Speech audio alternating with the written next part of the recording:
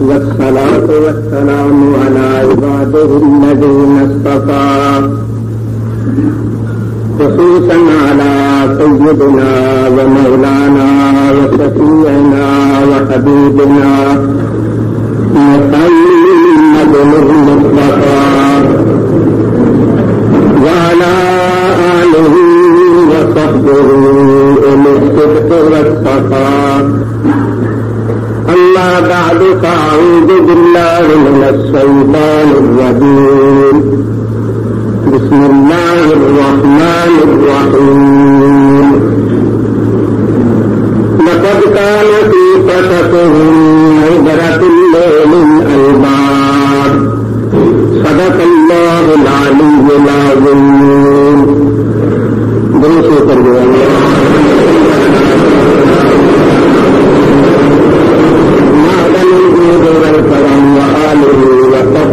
وبارك وسلم. الصلاة والسلام عليك يا رسول الله.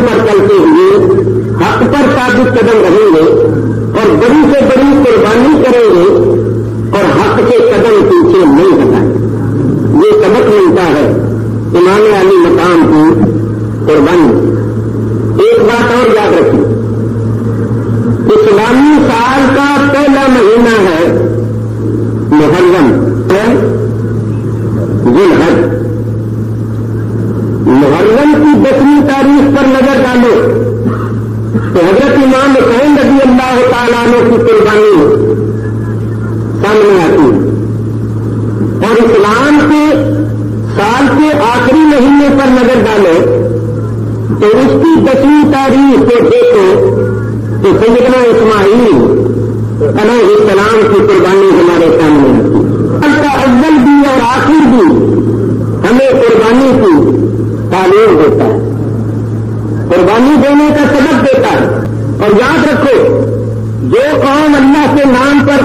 دیتی ہے، سر کٹاتی ہے، اپنی جان دے دیتی ہے، اس قوم کو کوئی ختم نہیں کر سکتا۔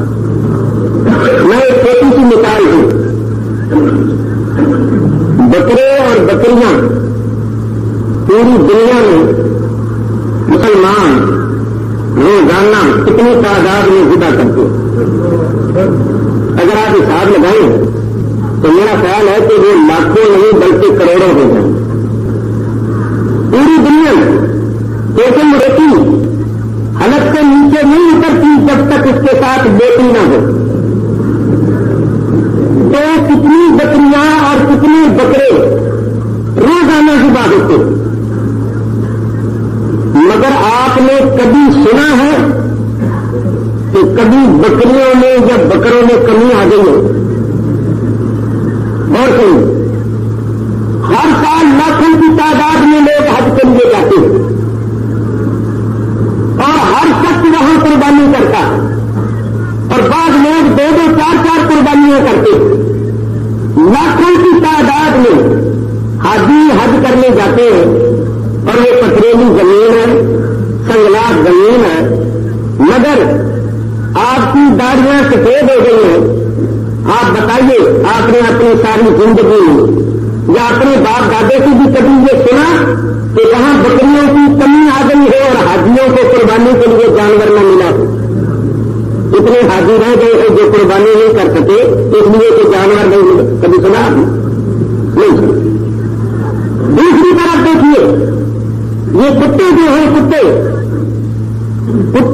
اور کتیا یہ بچے دیتی ہے کتنے مہینوں کے بعد؟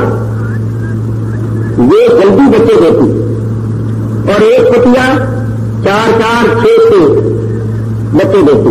اسی واسطے قدرت نے کتیا کے دودھ پلانے کے لیے کتنے اس کے تھن اور کسان بنا دی، اور کتوں کو اللہ کے نام پر ذبح نہیں کیا جاتا۔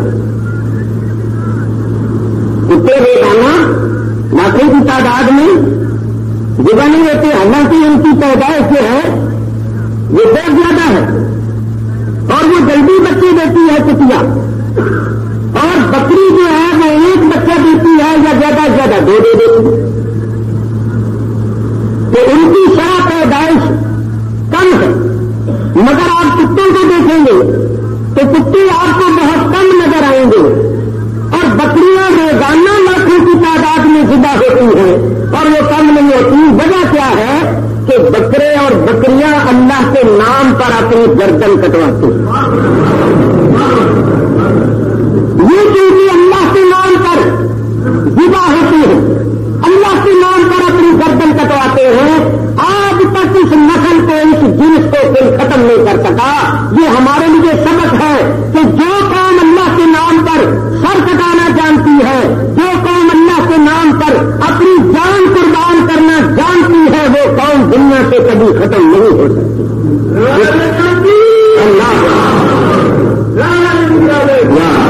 اس قوم کو کوئی نہیں مٹا سکتا۔ تو اسلامی سال کا شروع اور اسلامی سال کا آخر ہمیں قربانی کا سبق دیتا ہے اور ہماری توجہ قربانی کی طرف لگاتا ہے۔ اسی واسطے ڈاکٹر اقبال نے کہا، غریب و سادہ و رنگین ہے داستانے کا رنگ، نہایت اس کی حسین ابتدا اس مضبوط۔ تو میرے بزرگوں اور دوستوں، امام علی مقام کو شہید کر کے بھی یزیدیوں کی حسرت پوری نہیں ہوئی۔ بدبختوں نے آپ کے جسم انور سے کپڑے تک اتار لیے۔ کیوں اتارے؟ ان کپڑوں کو لے لو جو ان کے نہیں ہیں، یہ بڑی قیمت دیں گے اور ہم ان کے پیسے حاصل کریں۔ آپ کو برہنہ کر دیا اور اس پر بھی بس نہیں دیا، آپ کی لاش پر گھوڑے چڑھائے گئے۔ گھوڑوں کی چاقوں سے آپ کی لاشیں اقدس کو پھینکا گیا، جس سے نبی کریم اپنے سینے پر سناتے تھے، جس سے نبی کریم چونتے تھے، پیار کرتے تھے، جس کو اللہ نے پاک کیا تھا، اس کے ساتھ بھی سلوک کیا گیا۔ امام علی مقام کی شہادت کے وقت سورج کو گرہن لگ گیا، دن کے وقت اندھیرا چھا گیا، تارے نظر آنے لگے، تھوڑی دیر کے بعد یہ سیاہی سرخی میں تبدیل ہو گئی اور سارا آسمان سرخ ہو گیا، اور 7 روز تک آسمان سے خون برستا رہا۔ شبنم گرتی ہے نا، رات کو اوس پڑتی ہے، رات کو جو شبنم گرتی تھی اوس پڑتی تھی وہ خون ہوتا تھا۔ لوگوں نے صبح اٹھ کر دیکھا دیواریں سرخ تھی، کپڑے جو اس خون کی بارش میں بھیگے وہ پرانے ہو گئے، بوسیدہ ہو گئے، پھٹ گئے، مگر ان کی سرخی نہیں گئی، پانی کے بھرے ہوئے گھڑے خونوں خون ہو گئے۔ کربلا سے لے کر بیت المقدس تک جو بھی پڑا ہوا زمین پر پتھر اٹھایا جاتا تھا اس کے نیچے سے تازہ خون نکلتا تھا۔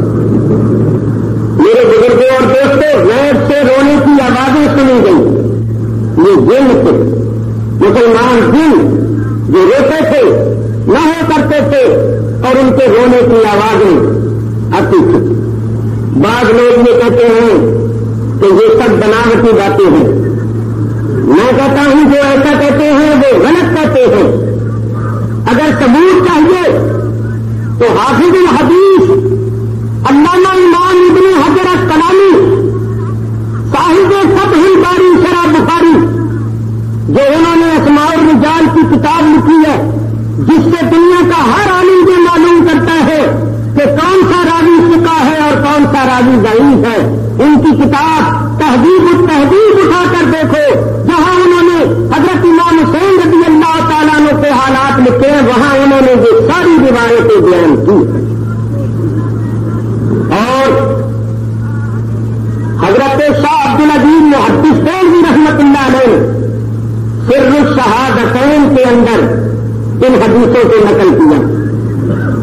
علامہ امام ابن حجر مکی الصواعق المحرقہ کے اندر ان حدیثوں کو نقل کرتے ہیں، اور میں نے یہ ساری حدیثیں اپنی کتاب شام کربلا کے اندر نقل کی ہیں، لیکن میں چاہتا ہوں کہ آپ کے سامنے اس حقیقت کو قرآن سے پیش کروں۔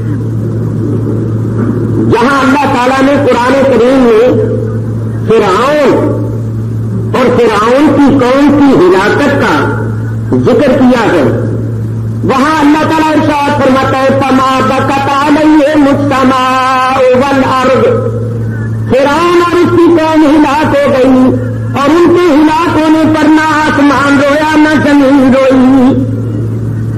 اللہ فرماتا ہے فرعون اور اس کی قوم ایسی ظالم تھی کہ ان ظالموں کے مرنے پر نہ آسمان رویا نہ زمین روئی۔ اگر آسمان اور زمین رویا ہی نہیں کرتے تو اللہ کے اس فرمانے کا کیا مطلب ہوگا کہ ان کے مرنے پر نہیں روئے؟ اللہ کے فرمانے کا مطلب یہ ہے کہ یہ ظالم تھے، اور ظالم کے مرنے پر کوئی روتا نہیں بلکہ لوگ خوش ہوتے کہ شکر ہے ظالم مرا اور لوگوں کو ظلم سے نجات ملی۔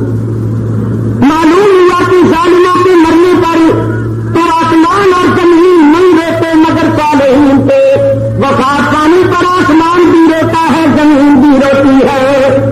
چنانچہ جب یہ آئے اتری صحابہ کرام رضوان اللہ تعالی علیہم اجمعین نے نبی کریم علیہ الصلوۃ والسلام سے عرض کیا، یا رسول اللہ، اس آیت سے تو یہ ثابت ہوتا ہے کہ یہ تو اور صالحین کی وفات پر آسمان بھی روتا ہے زمین بھی روتی، تو یہ نے فرمایا ہاں زمین بھی روتی ہے آسمان بھی روتا ہے۔ صحابہ نے عرض کیا یا رسول اللہ کیوں روتی ہے؟ تو حضور نے فرمایا زمین اس لیے روتی ہے کہ وہ اللہ کا بندہ زمین پر نیکیاں کرتا تھا، تو جب وہ انتقال کرتا ہے تو زمین کو صدمہ ہوتا ہے، زمین ہوتی ہے ہائے مجھ پر نیکیاں کرنے والا چل بس۔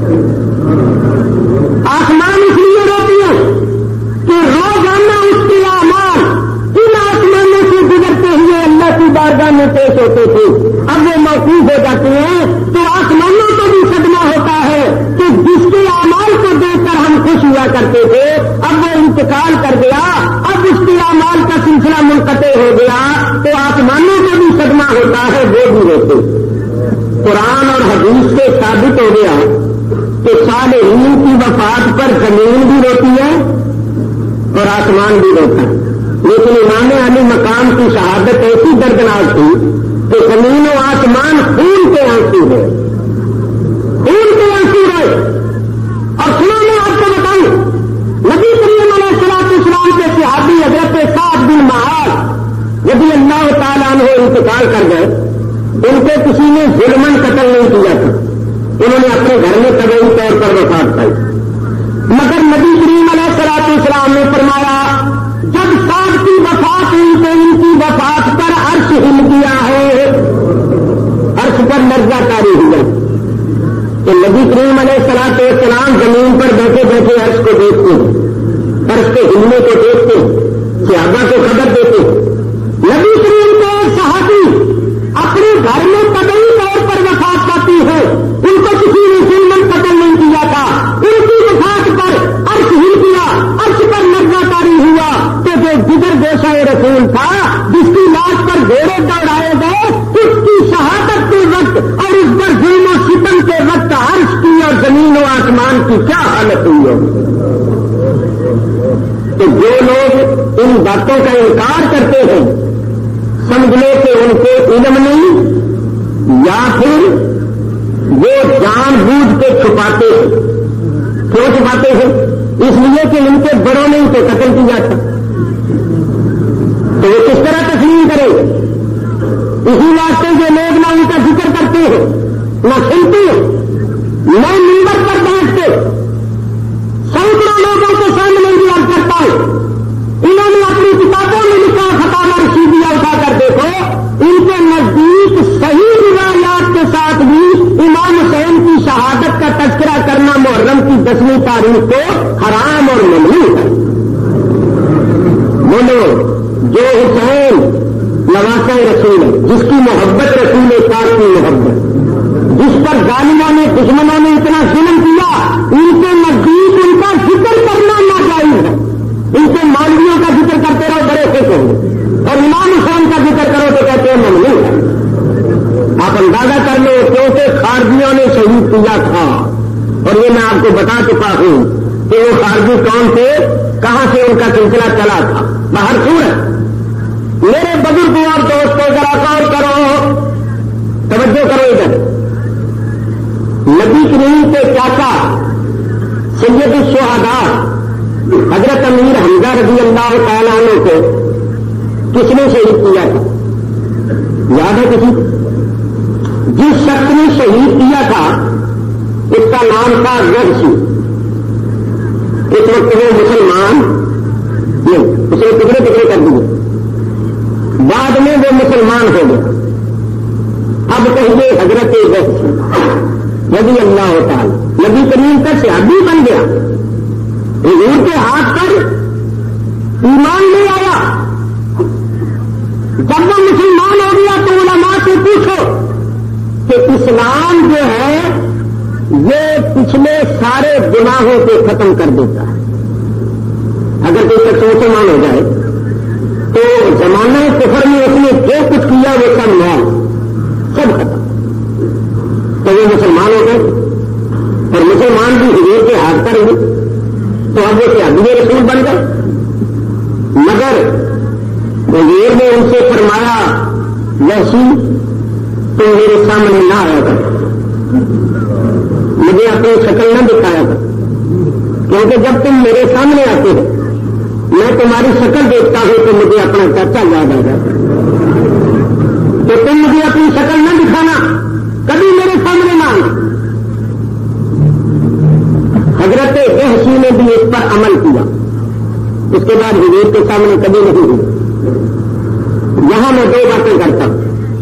حضور نے جیسے فرمایا تھا بظاہر تو وحشی کو منع کر دیا، لیکن بباطن وحشی پر حضور کا یہ کرم تھا کہ سامنے آتا تو حضور کو ہوتی تھی تکلیف، اور حضور کی تکلیف اور عزیزت اللہ کی تکلیف اور عزیزت، جو حضور کو عزیزت پہنچاتا ہے، جو حضور کو تکلیف دیتا ہے، یہ گیا اللہ کو تکلیف اور عزیزت دیتا ہے۔ ان الذین یؤذون اللہ ورسولہ لعنہم اللہ فی الدنیا والآخرہ۔ اللہ فرماتا ہے بے شک وہ لوگ جو اللہ اور اللہ کے رسول کو عزیزت پہنچاتے ہیں ان اوپر دنیا و آخرت میں اللہ کی نعمت. تو وہ سامنے آتا تھا تو حضور کو عزت ہوتی تھی, اور حضور کی عزت اس کے لیے نقصان کا باعث بن سکتی تھی. تو سرکار نے فرمایا نہ میرے سامنے آؤ, نہ مجھے عزت ہو, نہ تمہیں نقصان پہنچے, اور سامنے نہیں آؤ گے تو میری جو دعائیں ہوتی ہیں تمام مسلمانوں کے واسطے وہ ان دعاؤں میں پڑی سامنے. تو دیکھو حالانکہ وہ مسلمان ہو گئے مگر نبی کریم نے ان کو سامنے آنے سے روک دیا. لیکن اب میں آپ کو بتاؤں, میری یہ بات سن لو, یہ لوگ جو ہیں وہ کہتے ہیں یا رسول اللہ کہنا سر کا, سلام پڑھنا سر کا, یہ اب ان کے پاس علیحدگی میں بیٹھو اور تم یہ ظاہر کرو کہ ہم تمہارے ہیں. پھر ان سے پوچھو کہ یزید کے متعلق تمہارا کیا خیال ہے. تو یہ یزید کا نام لے کر رحمت اللہ علیہ کہتے ہیں. یزید کو اچھا جانتے ہیں یہ. میں آپ کو بتاتا ہوں پاکستان میں انہوں نے کتابیں لکھی ہیں اور اس میں یزید کو رحمت اللہ علیہ نہیں, امیر المومنین حضرت یزید رضی اللہ تعالیٰ عنہ اور معاذ اللہ حضرت امام حسین کو غازی اور فسادی کہتے ہیں. یہ لوگ ان کی کتابوں میں لکھا ہوا. تو آپ لوگ ان کے اصل حالات کو نہیں جانتے کہ ان کے اندرونی عقیدے کیا اور نظریے کیا. تو میرے بزرگوں اور دوستوں دیکھو, حضرت ویسی مسلمان ہو گئے تھے, نبی کریم کے صحابی بن گئے, پھر بھی سرکار نے ان کو منع فرما دیا کہ میرے سامنے نہ آیا کرو. تو جس نے حضور کے چاچے کو شہید کیا حالانکہ وہ مسلمان ہو گیا, صحابی بن گیا اور شہید کیا تھا حالت کفر میں, تو سرکار نے منہ دیکھنے سے منہ دیکھنا پسند نہیں کیا, منع فرما دیا میرے سامنے نہ آنا. تو جنہوں نے اولاد رسول پر اتنا ظلم و ستم کیا حضور ان کو دیکھنا کب گوارا کرے. تو میں سناؤں آپ کو, یہ حضرت ویسی جو تھے یہ حضرت حمزہ کے قتل کرنے کو یاد کر کے رویا کرتے.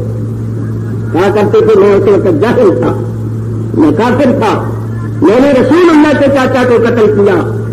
تو پھر ان کا یہ جذبہ تھا کہ جو جرم میں کر چکا ہوں حالانکہ کفر کی حالت میں جرم ہوا ہے میں اس کی تلافی کروں. تو حضرت ابو بکر صدیق رضی اللہ تعالیٰ عنہ کی خلافت کے زمانے میں مسلمہ کذاب جس نے نبوت کا دعویٰ کیا ہوا تھا اس کے ساتھ جب لڑائی ہوئی تو مسلمہ کذاب کو بھی اسی حضرت ویسی نے قتل کیا. تو اب یہ کہا کرتے تھے کہ اب مجھے امید ہے کہ میں چھوٹ جاؤں گا. اگر اللہ تعالیٰ کی آمد کے دن مجھ سے یہ کہے گا ویسی تو نے خیر الناس کو قتل کیا, تو نے رسول اللہ کے چاچا کو قتل کیا, تو میں کہوں گا یا اللہ اس وقت میں کافر تھا, جاہل تھا. تو مولا اگر میں نے خیر الناس کو قتل کیا ہے تو میں نے شر الناس کو بھی قتل کیا ہے, تیرے رسول کے دشمن کو بھی قتل کیا ہے. تو مولا کریم آپ مجھے معاف کر دے. تو پھر یہ کہا کرتے تھے اب مجھے امید ہو گئی ہے کہ میں برابر چھوٹ جاؤں گا کیونکہ میں شر الناس کا بھی قاتل ہوں. اگر خیر الناس کا قاتل ہوں تو شر الناس کا بھی قاتل. تو میں نے بتانا یہ تھا کہ انہوں نے منع فرما دیا میرے سامنے مت آ. جب تک تو زندہ رہے مجھے اپنی فتح نہیں دکھا, اس لیے کہ جب میں تجھے دیکھتا ہوں تو مجھے اپنا چاچا یاد آ جاتا اور چاچے کی وہ حالت یاد آ جاتی کہ تم نے میرے چاچے کو ٹکڑے کر دی. جب میں تجھے دیکھتا ہوں تو مجھے وہ اپنے چاچے کی حالت یاد آتی ہے تو مجھے تکلیف ہوتی, اور میری تکلیف اللہ کی تکلیف ہے, اور جو اللہ اور اللہ کے رسول کو تکلیف اور اذیت پہنچائے اس کے بارے میں قرآن میں آیا ہے ان الذین یؤذون اللہ ورسولہ لعنہم اللہ فی الدنیا والآخرہ. جو اللہ اور اللہ کے رسول کو اذیت پہنچاتے تکلیف پہنچاتے ان پر دنیا اور آخرت میں اللہ تعالیٰ کی لعنت ہے. تو تو جب میرے سامنے آتا ہے تو مجھے چاچا یاد آتا ہے, مجھے تکلیف ہوتی ہے, تو تیری وجہ سے مجھے تکلیف ہوتی ہے. تو جب تو میری تکلیف کا باعث بنتا ہے تو یہ تیرے حق میں اچھا نہیں. تو نہ تو میرے سامنے آ کر نہ شکل دکھایا کر نہ مجھے تکلیف ہو نہ مجھے اذیت ہو اور نہ تیرا نقصان ہو. کیونکہ جو رسول اکرم کو اذیت پہنچاتا ہے وہ حقیقت میں اللہ کو اذیت پہنچاتا ہے. تو آپ یہ خیال کریں گے کہ نبی کریم تو بڑی رحمت والے تھے, بڑے سلط والے تھے, تو آپ نے حضرت ویسی کو یہ فرما دیا کہ تم مجھے اپنی شکل دکھایا کر اللہ کے لیے تو مسلمان ہو گئے. اور حضرت حمزہ کو اس نے شہید کیا تھا کفر کی حالت میں جب وہ کافر. تو جب نبی کریم نے اس کو منع کیا ہوگا تو اس کے دل پر کیا گزری ہوگی. اور یہ تو نبی کریم کی شان کے خلاف ہے کہ رحمت للعالمین ہو کر کسی کو کہے کہ بھائی تم مجھے شکل میں دکھایا کر. تو میں آپ کو بتاؤں کہ یہ جو نبی کریم نے حضرت ویسی کو کہا تھا کہ میرے سامنے میں آیا کرے, اس میں بھی حضرت ویسی پر رحمت تھی, اس میں بھی کرم تھا. اس لیے کہ نبی کریم نے فرمایا کہ جو میں ہر وقت مسلمانوں کے لیے دعائیں کرتا رہتا ہوں, تو بھی مسلمان ہے اور میری ان دعاؤں کا تو بھی مستحق ہوتا ہے. جس طرح سارے مسلمانوں کے لیے میری دعائیں ہوتی ہیں, ان دعاؤں میں تو بھی شامل ہوتا ہے کیونکہ تو بھی مسلمان ہے. تو اگر تو میرے سامنے نہیں آئے گا تو میری رحمت کا فیض تجھے ملتا رہے گا, کیونکہ میں جو ہر وقت مسلمانوں کے لیے دعائیں کرتا رہتا ہوں ان دعاؤں کا تو بھی مستحق ہے. لیکن جب تو سامنے آئے گا تو مجھے تکلیف ہوگی, اور مجھے تکلیف ہوگی تیری وجہ سے, اور وہ تیرے لیے بہت نقصان دہ ہے. تو میں تو سامنے آ اور میں میری اذیت کا باعث بن. یہ غیرت تھی, یعنی نبی کریم رحمت والے بھی تھے, رحمت والا ہونا اور چیز ہے اور غیرت والا ہونا اور چیز ہے. نبی کریم رضیر بھی بڑے تھے, جب اس کو دیکھتے تھے تو آپ کو چاچا یاد آ جاتا تھا, تو آپ کی تکلیف ہوتی تھی. اس واسطے حضور نے اس کو منع فرما دیا کیونکہ اس میں اس کا بہت زیادہ فائدہ تھا, اور حقیقت میں جو بھی سرکار کی رحمت. میں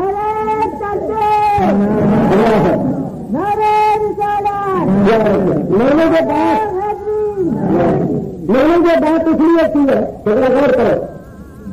ویسی نے کفر کی حالت میں حضور کے چاچے کو شہید کیا, وہ مسلمان ہو گیا تو پھر بھی سرکار فرماتے میرے سامنے میں آیا کر مجھے اپنی شکل میں دکھایا. جس نے کفر کی حالت میں حضور کے چاچے کو شہید کیا, حضور اس کی شکل نہیں دیکھنا چاہتے, تو جنہوں نے مسلمان ہو کر اور محبت کے دعوے دار ہو کر اولاد رسول کو قتل کیا اور ان کی بڑی توہین کی, سرکار ان کو دیکھنا تب پسند اور تب گوارا کرے.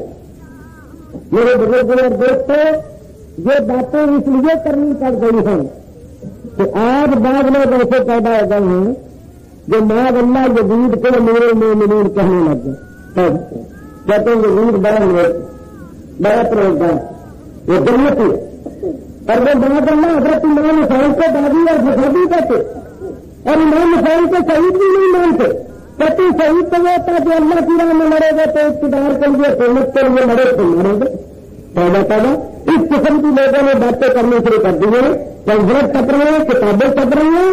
اس واسطے یہ باتیں کرنی پڑتی ہیں کہ افسوس یہ کیسا زمانہ آ گیا جس یزید نے اولاد رسول پر بے انتہا ظلم کیا اور کروایا. لوگ اس کو امیر المومنین کہہ رہے ہیں, اور جس کی شان میں قرآن کی آیتیں اترے, جس کی شان میں نبی کریم کی جو شمار حدیثیں وارد ہیں ان کو دادی اور فسادی کرتی.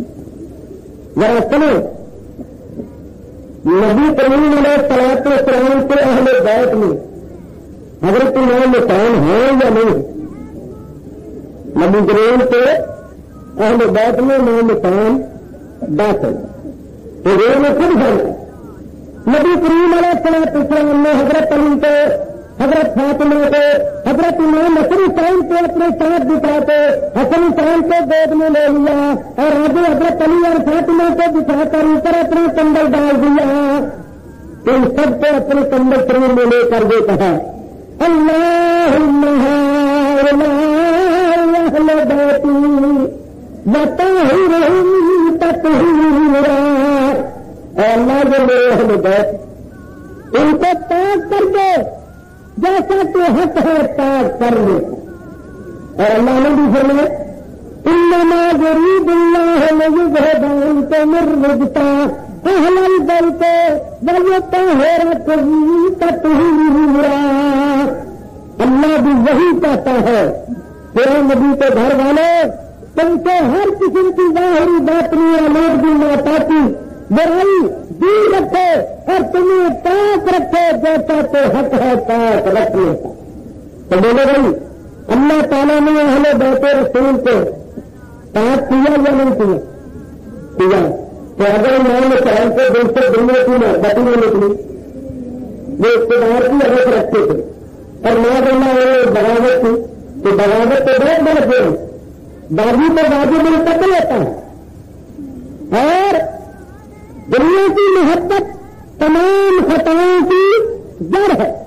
حضور فرماتے ہیں ہم کی دنیا راہ سے کلے خطیئتیں دنیا کی محبت تو ساری خطاؤں کی جڑ ہے. تو میں آپ سے سوال کرتا ہوں کہ اگر امام حسین کے دل سے دنیا کی محبت ہی نہ نکلی معذاللہ وہ بازی تھے یا فسادی تھے تو پھر اللہ تعالیٰ نے ان کو پاک کیا کیا؟ کس چیز سے پاک کیا؟ کیا ظاہری بدن کو پاک کیا تھا؟ اور ظاہری بدن کو تو میں اور آپ بھی کسی کر کے سادن میں سے پاک کر لیتے ہیں. اللہ تعالیٰ نے ان کے دل کو ایسا پاک کر دیا تھا, ان کا قلب ایسا پاک ہو گیا تھا, ان کے قلب کا ایسا تجزیہ ہو گیا تھا کہ برائی کرنا تو کیا برائی کا تصور بھی ان کے قلب پاک میں نہیں آتا کیونکہ اللہ نے اس کو پاک کر دیا. اور حضور نے فرمایا الحسن والحسین سیدا شباب اہل الجنہ. حسن حسین جنت کے نوجوانوں کے سردار. ایک حدیث میں فرمایا الحسن والحسین ہما ریحان من الدنیا. حسن حسین دنیا میں میرے دو پھول ہیں. یہ نبی کریم فرماتے حسن حسین دنیا میں میرے دو پھول ہیں. رسول اللہ کے پھول پر ظالموں نے تیر برسائے, برسیاں ماری, تلواروں سے گھائل کیا, گھوڑے سے نیچے گرایا اور آپ کی لاش کے اوپر گھوڑے دوڑائے. اندازہ کرے ان کے ظلم اور ستم. اور پھر میرے یزید کو امیر مومنین پر ہمیں کو میرے یزید کے بارے میں بھی خبر دے دی. اب بتایا گئی ہے ابن کثیر کے اندر بھی حدیثیں موجود ہے. حضور نے فرمایا اول من يبدل سنتي او يغير بسنتي رجل من بني أمية يقال له يزيد. حضور نے فرمایا کہ سب سے پہلا شخص جو میرے طریقے اور میری سنت کو بدلے گا وہ بنی امیہ میں سے ہوگا اور اس کا نام یزید ہے. حضور نے فرما دیا. اور وہ بھی فرمایا چلو حضور دعا کرتے اللہم انی اعوذ بک من طمع ستین وعمارت الصبیان.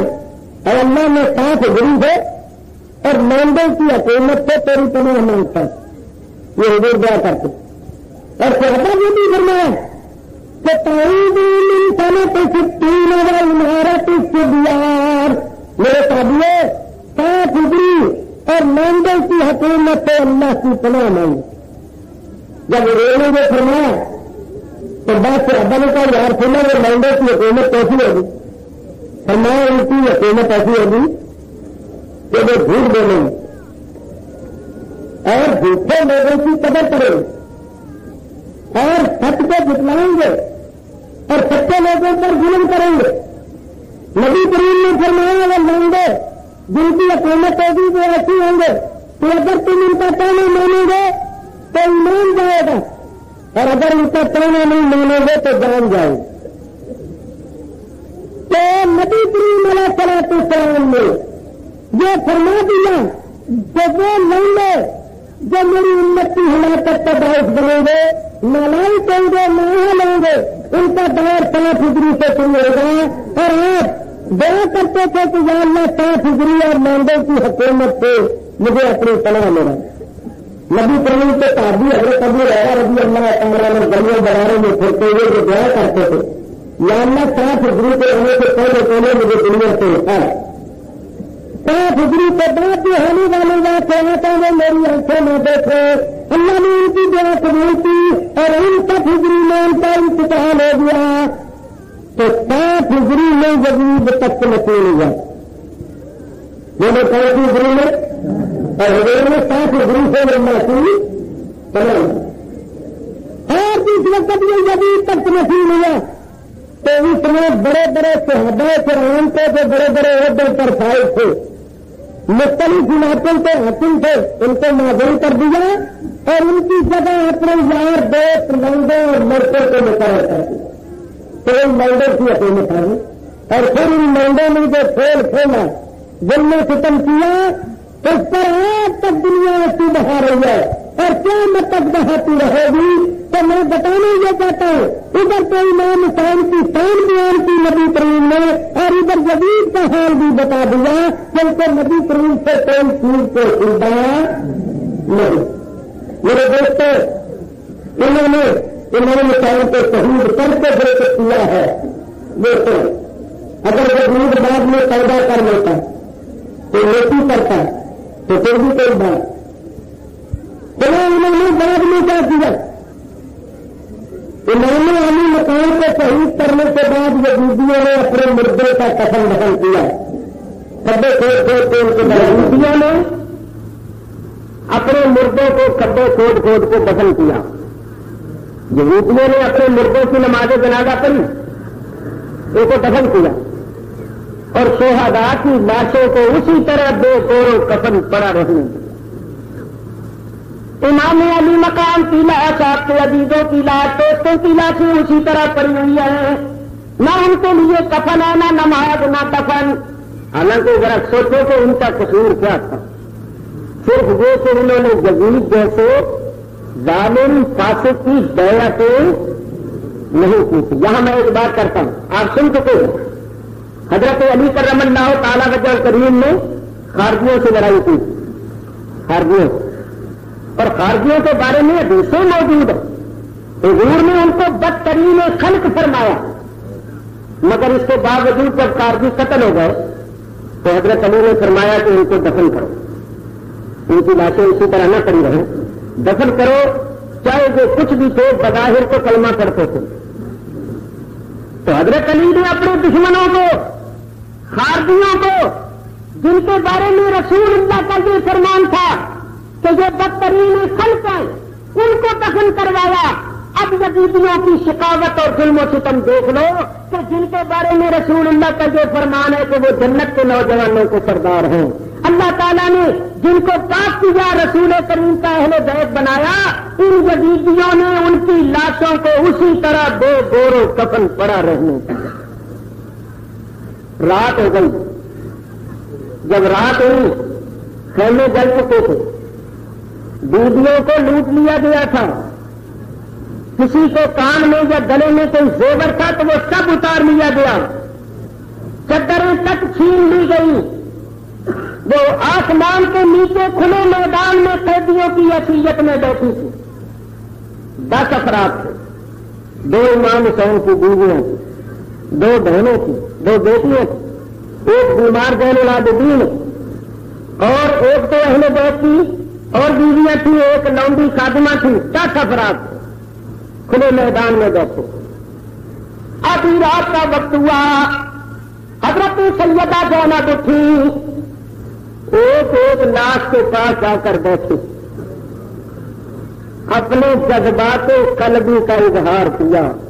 کون بیان کر سکتا ہے, کون بتا سکتا ہے کہ لاشوں کے پاس بیٹھ کے مائی صاحبہ نے کیا کیا کہا. جب اپنے بھائی کے لاش کے پاس آئی تو کربلا کی خاک اوپر ڈال دی, کیونکہ کپڑے اتار لیے گئے تھے, اور پاس بیٹھ گئی. شاعر نے اپنے انداز میں ترجمانی کی. ایک پنجابی شاعر کہتا ہے, سیدہ زینب نے کہا سر میرے کوئی دوست نہ دینی, اے میرے پیارے بھائی سر میرے کوئی دوست نہ دینی, تو بہن تیری مجبور کتنے کفن میں تیرا، او میرے پیارے بھیا کہاں سے لاؤں کفن میں تیرا، تو شہر مدینہ دور، تم سا کوئی غریب نہیں، خستہ تن نہیں، شہادت کے بعد گور نہیں اور کفن نہیں، ہائے ہائے پرائی بستی ہے اپنا وطن نہیں، واقف یہاں کسی سے یہ بے کس بہن نہیں، لا کر کفن پہناتی میں مظلوم بھائی کو، ہوتا اگر وطن تو میں دفناتی بھائی کو۔ رات گزری، وہ رات کون سی رات تھی؟ آج کی رات تھی، جمعے کا دن گزر چکا تھا، یہی رات تھی جو آج کی رات ہے، ایک وہ رات تھی ایک یہ رات ہے۔ ہم درپن میں بیٹھے ہوئے سیدہ زینب کو کہتے ہیں بیوی، رسول پاک کی بیٹی، تیرے جلے ہوئے خیموں کو سلام، تیرے صبر کو سلام، تیرے درد کو سلام، تیرے بھائیوں بتیجوں بھانجوں کو سلام، بیمار زین العابدین، تو نے اپنی آنکھوں کے سامنے یہ سارا منظر دیکھا، تیرے صبر اور تیری رضا کو سلام۔ رات گزری، دن چڑھا، یہودیوں نے جتنے بھی شہادات تھے ان کے سروں کو جسموں سے جدا کر دیا تھا، دو سر لاتے کربلا کی زمین پر پڑے ہوئے تھے، سروں کو انہوں نے لوگوں کے اوپر چڑھایا اور اکثر لشکر چل پڑا، چند آدمی باقی رہ گئے جنہوں نے سادے سامان اکٹھا کرنا تھا اور اکٹھا کر کے لانا۔ صبح کے وقت یہ لوگ کوفے سے چلے، یہ لوگ کربلا سے چلے، کوفے میں پہنچے۔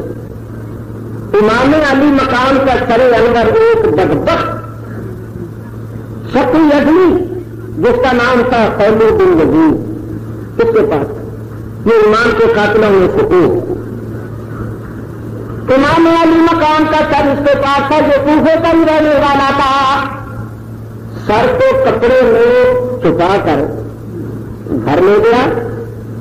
اس کی بیوی بڑی نیک تھی، نمازی پرہیزگار تھی،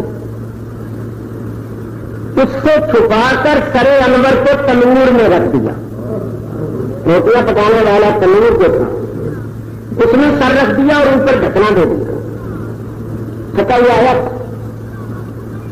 کہنے لگا کچھ کھانے پینے کو ہے، بیوی نے جو کچھ پیش کیا کھا کر جب لیٹ گیا، اس کی بیوی کہتی ہے میں نے دیکھا کہ تنور میں روشنی ہو رہی، میں حیران ہو گئی کہ رات کو جب تنور میں آگ کس نے چلائی، میں نے ڈھکنا اٹھا کر دیکھا تو کیا دیکھا کہ تنور میں ایک سر تھا۔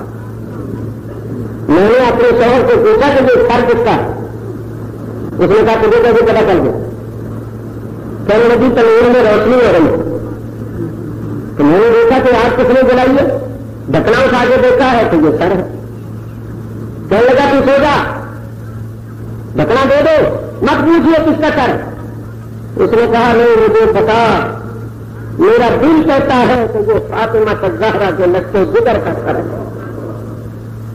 بدبخت، تو نے کہیں اولاد رسول کو قتل تو نہیں کیا، تو نے کہیں حسین کو قتل تو نہیں کیا، یہ ان کا سر تو نہیں ہے۔ کہنے لگا یہ انہیں کا سر ہے، اور اس سر کو صبح ابن زیاد گورنر کوفہ کے سامنے پیش کرنا۔ وہ کہنے لگے تو بڑا بدبخت ہے، پر گندے رسول کا سر لایا اور ظالم سر کو لا کر تنور میں رکھ دیا۔ کہے گا اگر تو نے شور مچایا تو میں تیرا سر بھی قلم کر دوں گا۔ کہنے لگی میں شور تو نہیں مچاتی مگر یہ سن لو کہ اب میں تیرے جیسے بدبخت کے ساتھ نہیں رہوں، مرنا گوارا کر لوں گی مگر تیرے جیسے شقی کے ساتھ زندگی نہیں گزاروں گی۔ رات گزری، دن چڑھا، ابن زیاد بدن ہاتھ کا دربار لگا، جب دربار لگا تو سب سے پہلے قیدیوں کو اسیروں کو پیش کیا. حضرت امام زین العابدین کے ہاتھوں میں اختریاں تھیں. قیدی کی حیثیت میں پیش کیا گیا. بیویاں بھی پیش ہوئی. جب پیش ہوئی تو وہ جو قاتل تھے یزیدی لشکر کے سپاہی تھے وہ بڑے فخر اور غرور کے ساتھ اپنے سیاہ کارنامے بہت زیادہ بڑھا چڑھا کر ابن زیاد کے سامنے پیش کر رہے کہ ہم نے ان کا پانی بند کیا, ان کو پانی کی ایک ایک بوند کے لیے ترسایا, ہم نے ان کو یوں مارا اور ان کو یوں کاٹا, ان کو کہیں پناہ نہیں ملتی تھی, ہم نے ان کو بغاوت کا خوب مزہ سکھایا اور بغاوت کی سزا دی. گویا ہر ایک یہ ثابت کرنے کی کوشش کر رہا تھا کہ میں نے بہت بڑا کارنامہ انجام دیا ہے, میں زیادہ انعام کا مستحق ہوں. اور ابن زیاد بطن ہاتھ سن کر خوش ہو رہا. اس نے حالات سن کر کیا کہا؟ ظالم کہنے لگا, اہل بیت نبوت کے مقدس افراد کی طرح منہ کر کے کہنے لگا الحمدللہ الذی فضحکم وقتلکم. خدا کرو ہوگا سب کہنے لگا خدا کا شکر ہے جس نے تمہیں ذلیل کیا, رسوا کیا, تمہیں قتل کیا. تمہارے اہل بیت کے سرکش انسان کو قتل کر کے میری آنکھوں کو ٹھنڈا کیا. جب اس نے یہ کہا تو خدا کا شکر ہے جس نے تمہیں رسوا کیا, ذلیل کیا, تمہاری نسل کو مٹایا, تمہارے اہل بیت کے سرکش انسان کو قتل کر کے میرے سینے کو ٹھنڈا کیا. تو سیدہ زینب رو پڑی. فرمایا ابن زیاد اگر اولاد رسول کو قتل کر کے تیری آنکھیں ٹھنڈی ہوتی ہیں تو وہ ہو گئی, تیرا ناپاک مقصد پورا ہو گیا. لیکن سن, تو جو یہ کہہ رہا ہے کہ خدا نے ہمیں ذلیل کیا ہے, یہ بات غلط ہے. الحمدللہ الذی کرمنا بمحمد صلی اللہ علیہ وآلہ وسلم وطہرنا تطہیرا. سیدہ نے کہا اللہ کا شکر ہے جس نے اولاد رسول ہونے کی وجہ سے ہمیں مکرم و معظم بنایا اور ہمیں پاک کیا جیسا کہ حق ہے پاک کرنے کا. کہنے لگا کیا تو اب بھی بولتی ہے؟ کیا کوئی کسر باقی رہ گئی ہے؟ کیا تم نے دیکھا نہیں کہ تمہارا حشر کیا ہوا؟ سیدہ نے کہا ہاں ہم نے دیکھا اور ان قریب تم بھی دیکھ لو گے. دور قدم میں پیش ہوگا. ایک طرف تو اور یزید اپنے ان قاتلوں کو لے کر کھڑے, اللہ کے رسول اپنے ان شہیدوں کے ساتھ کھڑے ہوں گے. اس دن ظالموں کو پتا چلے گا کہ ظلم کا انجام کتنا سخت ہوتا ہے. اللہ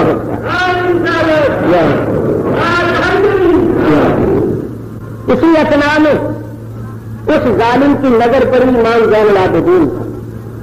کہنے لگا وہ کون ہے؟ درباریوں نے بتایا یہ حسین کا فرزند. کہنے لگا اس کو کون چھوڑا گیا؟ اس کو بھی قتل کرو. میں چاہتا ہوں کہ حسین کی نسل کا خاتمہ ہو جائے, ان کا کوئی باقی نہ رہے, اس کو بھی قتل کرو. درباریوں نے کہا جی اس کو اس واسطے قتل نہیں کیا گیا کہ وہ بیمار ہے اور وہ مقابلے پر نہیں آیا, اور ہم کربلا میں اس کو قتل کرنے لگے تھے تو امیر لشکر عمر بن صاحب نے روک دیا. کہنے لگا نہیں اس کو قتل کرو, میں چاہتا ہوں ان کا کوئی باقی نہ رہے. جب اس ظالم نے یہ کہا سیدہ زینب اٹھی اور زین العابدین کو اپنی آگوش میں لے لیا, سینے سے چمٹا لیا اور بڑے درد کے ساتھ رو کر کہا بدبختو تم نے فاطمہ الزہرا کا سارا باغ اجاڑ دیا, ابھی تمہاری حسرت پوری نہیں ہوئی.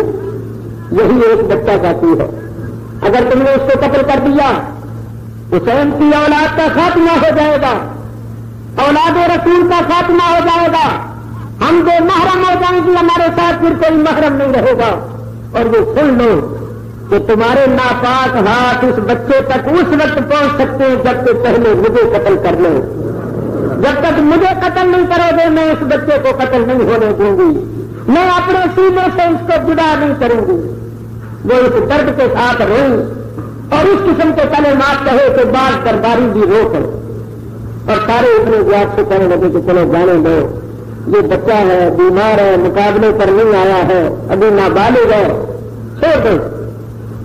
وہ ظالم کہنے سننے میں آ گیا، اس نے چھوڑ دیا، کیونکہ اللہ تعالیٰ نے امام زین العابدین کو باقی رکھنا تھا اور ان سے امام علی مقام کی اولاد کا سلسلہ جاری ہونا تھا۔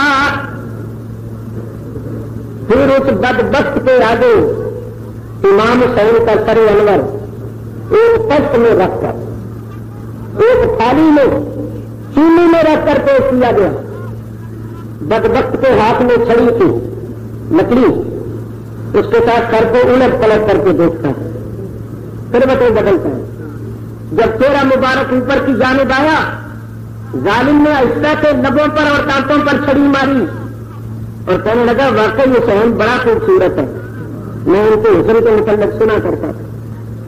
جب اس نے لبوں پر اور دانتوں پر چھڑی ماری، نبی کریم علیہ الصلوۃ والسلام کے بوڑھے صحابی حضرت زید بن ارقم رضی اللہ تعالیٰ عنہ ان حالات کو سن کر ادھر پہنچ گئے تھے اور اس وقت ابن زیاد کے دربار میں جب انہوں نے اپنی آنکھوں کے سامنے اس بے ادبی اور گستاخی کو دیکھا تو نہ رہ سکے اور آگے بڑھ کر چلا کر کہا، اے ابن مرجانہ، ہٹا اپنی چھڑی، اس گستاخی سے بعد آ، جن لبوں پر تو چھڑی مار رہا ہے، قسم خدا کی میری ان آنکھوں نے دیکھا کہ انہی لبوں کو مصطفیٰ بوسے دیا کرتے تھے، حضور ان لبوں کو چوما کرتے تھے، جہاں نبی کریم اپنا منہ مبارک رکھتے تھے، اپنے لب مبارک رکھتے تھے، تو چھڑی مارتا ہے۔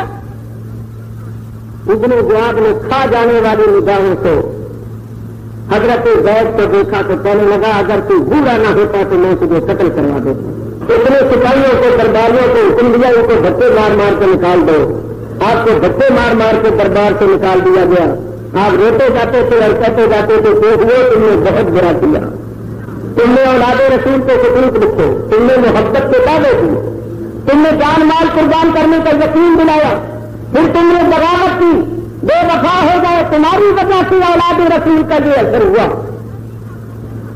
اس کے بعد ابن زیاد نے حکم دیا کہ شہر میں منادی کرو، اعلان کرو کہ سب لوگ کوفے کی جامع مسجد میں جمع ہو جائیں اور میں ان کے سامنے ایک تقریر کرنا چاہتا ہوں اور ان کو خطاب کرنا چاہتا ہوں۔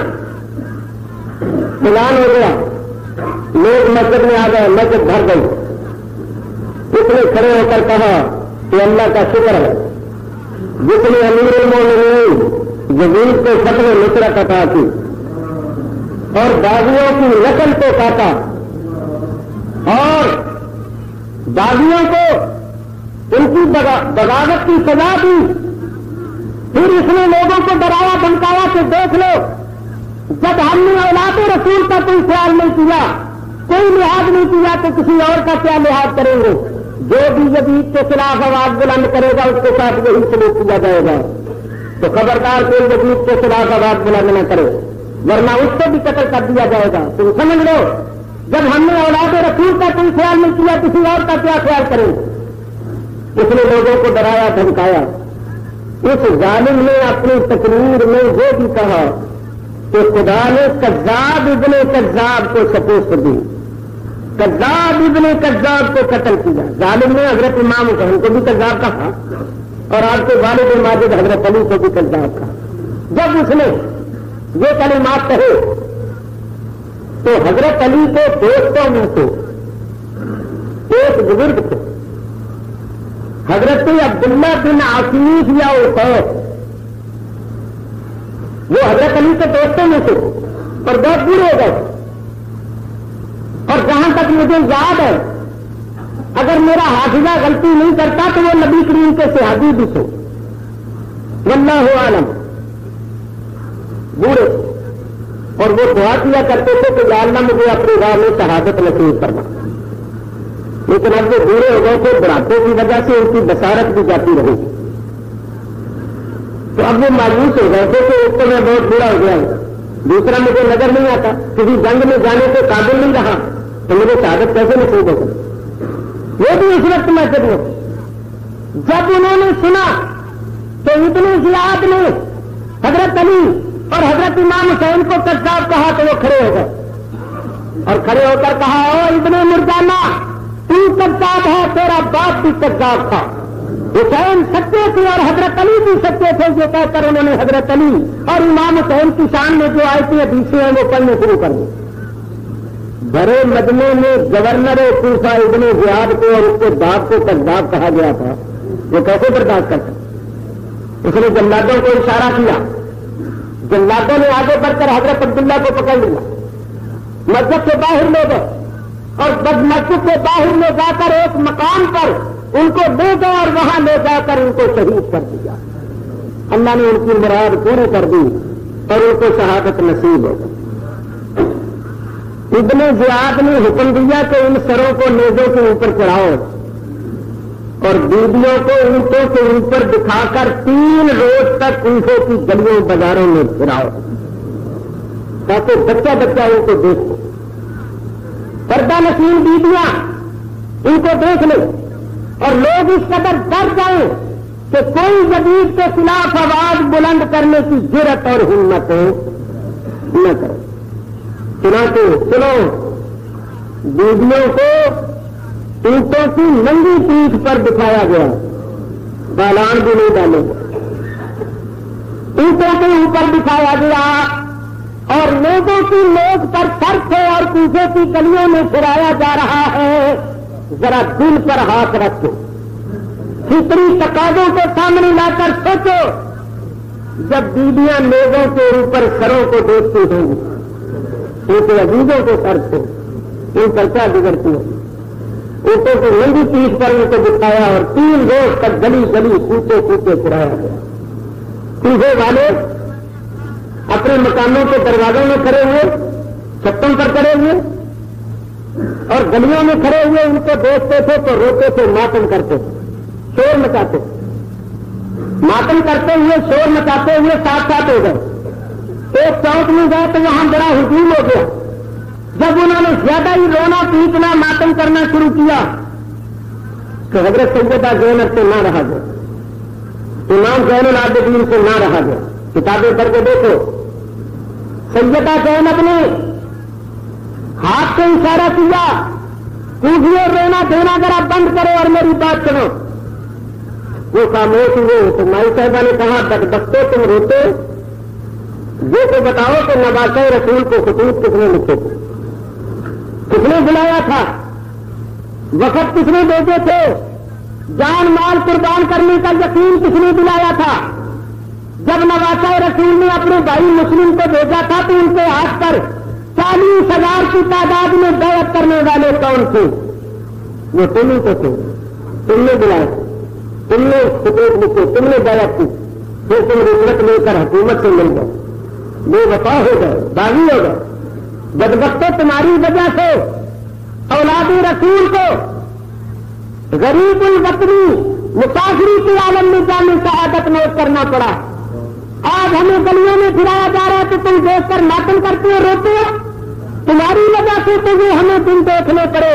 میں بد دعا کرتی ہوں کہ تم قیامت تک کسی طرح روتے پیٹتے ماتم کرتے ہی رہو۔ تو یہ جو ماتم کرتے ہیں نا لوگ، پیٹتے چھریاں مارتے ہیں، یہ مائی صاحبہ کی بد دعا ہے۔ پتہ ہے کیا بات ہے؟ قربان جائیے جو قدرت کا نظام ہے، ان کے دلوں میں جو صحابہ کرام کا بغض ہے، انہوں نے اولاد رسول کے ساتھ جو بے وفائی کی تھی، ہر سال ان کو اس کی سزا ملتی ہے۔ اور قدرت کا نظام دیکھو، کوئی اور مارتا تو اس کو پولیس والے پتہ ہی راجی فرماتا ہے خود نہیں مارو، اپنے آپ ہی مارو، کسی پر کیس اور مقدمہ بھی نہ ہو سکے۔ اللہ فرماتا ہے یہاں تم مارو وہاں میں ماروں گا، تو یہ ان کو سزا ملتی ہے، سزا۔ اور کرے کے میرے کے اوپر چڑھاؤ رکھو، جس طرح تم نے میرے سامنے ساری کاروائی پیش کی ہے، اسی طرح دمشق میں جا کر اب یہود کے سامنے ساری کاروائی پیش کرو۔ ویڈیو کے اوپر بٹھا لیا گیا، امام زین العابدین اسی طرح قیدی کی حیثیت میں تھے۔ اب یہ لوگ کوفے سے دمشق کی جانب چلے، شاعر کہتا ہے قاتل اس طرح دنیا سے بہت کم جاتے ہیں، قاتل اس طرح دنیا سے بہت کم جاتے ہیں، جس طرح آج کے دن اہل حرم جاتے ہیں۔ اہل بیت نبوت ہے یہ اسیران بلا، اہل بیت نبوت ہے یہ اسیران بلا، سر و سامان ہے یہاں بے سر و سامان کا، دن کو راحت نہ کسی وقت نہ سب کو آرام، ساتھ خیمہ نہیں جس میں کہ ہو راتوں کو قیام، غم شبیر یہاں دل میں کیے جاتے تھے، تازے غم تحفے احباب لیے جاتے تھے، ضبط نالا کریں تو سینہ پھٹا جاتا تھا، نہ کرے گریہ تو دل غم سے جلا جاتا تھا۔ کیا کہیں آ کے وہ اس دشت میں کیا کھو کے چلے، گھر سے آئے تھے یہاں کیا اور کیا ہو کے چلے جا رہے۔ ذرا غور سے سنو، راستے میں اہل کتاب کا ایک عبادت خانہ تھا، اس عبادت خانے میں ایک راہب رہتا تھا۔ راہب یہودیوں کے، عیسائیوں کے علماء کو کہتے، احبار و رہبان۔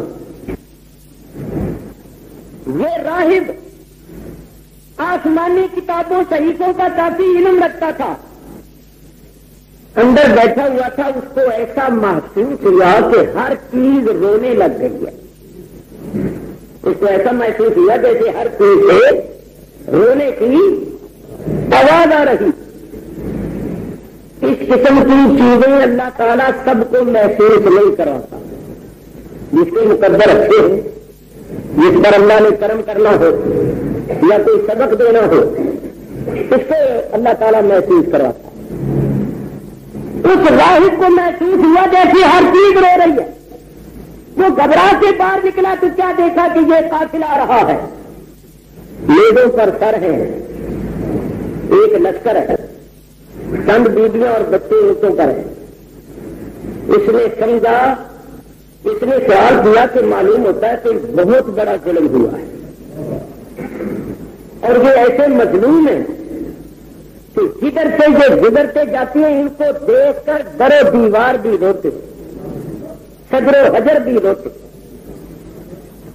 اس پر بڑا اثر ہوا، آگے بڑھ کر کہنے لگا تم کون ہو؟ انہوں نے کہا ہم یزید کے سپاہی ہیں، یزید کا لشکر۔ کہنے لگا یہ سر کن لوگوں کے ہیں اور یہ بیویاں کون ہیں؟ یزیدیوں نے کہا یہ باغیوں کے سر ہیں ماد، اور یہ باغیوں کے بیوی بچے۔ انہوں نے یزید کی حکومت کو تسلیم نہیں کیا تھا، ہم نے یزید کے حکم سے ان سے لڑائی کی ہے اور ان کو قتل کیا، اب ان کے سر کاٹ کے یزید کے پاس لے کے جا رہے ہیں ان کی بیویاں اور بچے۔ راہب نے کہا میں یہ پوچھنا چاہتا ہوں کہ جن کو تم باغی کہہ رہے ہو، جنہوں نے یزید کی حکومت کو تسلیم نہیں کیا، یہ تھے کون؟ کس قوم سے تعلق رکھتے تھے؟ کس مذہب سے تعلق رکھتے تھے؟ یزیدیوں نے کہا راہب صاحب آپ نے ہمارے رسول کا نام تو سنا گا۔ کہنے لگا تمہارے رسول کو کون نہیں جانتا، ہم تمہاری رعایت، تمہاری حکومت میں رہتے، ساری دنیا جانتی ہے تمہارے رسول۔ یزیدیوں نے کہا کہ ہمارے رسول کی اولاد، یہ ہمارے رسول کی بیٹی کے بیٹے حسین بن علی کا سر ہے، اس کے بھائیوں، اس کے بیٹوں، بھتیجوں، بھانجوں اور دوستوں کے سر ہیں، اور یہ ان کی بیویاں ہیں، ان کی بہنیں ہیں اور ان کی بیٹیاں ہیں۔ راہب نے جب یہ سنا اس کے پاؤں تلے سے زمین نکل، سکتے کا عالم تھا. کہنے لگا ہے یہ تو کیا کہہ رہے ہیں؟ تو ابھی تمہارے رسول کی وفات کو 50 برس گزرے. تمہارے رسول کی وفات کو ابھی 50 برس گزرے تو تم نے اپنے رسول کی اولاد کے ساتھ یہ سلوک کرنا شروع کر دیا ہے. تم نے بہت برا کیا ہے, بہت بڑا ظلم ہوا ہے. میں نے سنا در و دیوار سے رونے کی آوازیں آ رہی. راہب پر بڑا اثر ہوا. کہنے لگا یزیدیوں سے یہ دیکھو تم نے رات کو گزارنی ہے تو یہاں رات گزارنی, 2 میل آگے چل کر بھی رات گزارو گے کیونکہ دمشق تو بڑی دور ہے. رات تم نے ضرور گزارنی ہے راستے میں تو یہاں رات گزار لو. یہاں پانی وغیرہ کا بھی انتظام ہے اور ان بیویوں کی خدمت کا مجھے موقع ہے.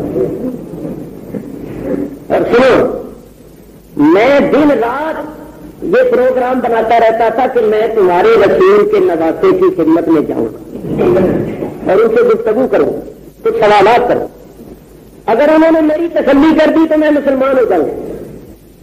افسوس میں پروگرام ہی بناتا رہا اور وہ چل بچے تو مجھے ان کی زیارت کا بھی بڑا اشتیاق تھا تو مجھے ان کی زیارت کروا. مجھے بتاؤ کہ ان سروں میں سے ان کا سر کون تھا. ایک رات کے لیے مجھے ان کا سر دے دو اور ان بیویوں کی خدمت کا موقع دے. بتایا نہیں کہا ایسا بالکل نہیں ہوگا. راہب نے بہت کہا بالکل نہیں مانگ. راہب کے پاس 80,000 درہم تھے. یہ اس کی زندگی کی کمائی تھی. اس نے کہا سنو میری ساری زندگی کی کمائی 80,000 درہم میرے پاس موجود ہے, یہ سارے لے لو. ایک بھی میں اپنے پاس نہیں رکھتا اور ایک رات کے لیے اپنے نبی کے نواسے کا سر اور ان بیویوں کی خدمت کا موقع مجھے دے دو. جب انہوں نے 80,000 کا سنا تو ان کی رائے تب کی. ایک دوسرے کے اشارے کرنے لگے کیا خیال ہے.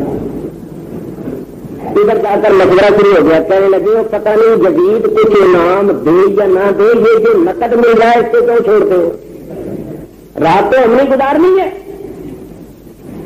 کہنے لگے رائے صاحب آپ کے پاس 80,000 درہم ہیں بھی یا یوں ہی کہہ رہے ہو. کہا نہیں ہے. کہیں اچھا پہلے لا دو. پہلے لا دو. کہنے لگے سر واپس کر دو. جانا اس نے کہا میں کہاں لے جاؤں, میرا وعدہ ہے میں واپس کر. یہ تو ایک عبادت خانہ ہے, اس میں چند گھر ہیں, تم اتنا بڑا لشکر ہو ہم کہاں بات سکتے. کہنے لگے منظور ہے. راہب اپنے گھر گیا 80,000 درہم نکال کے لایا.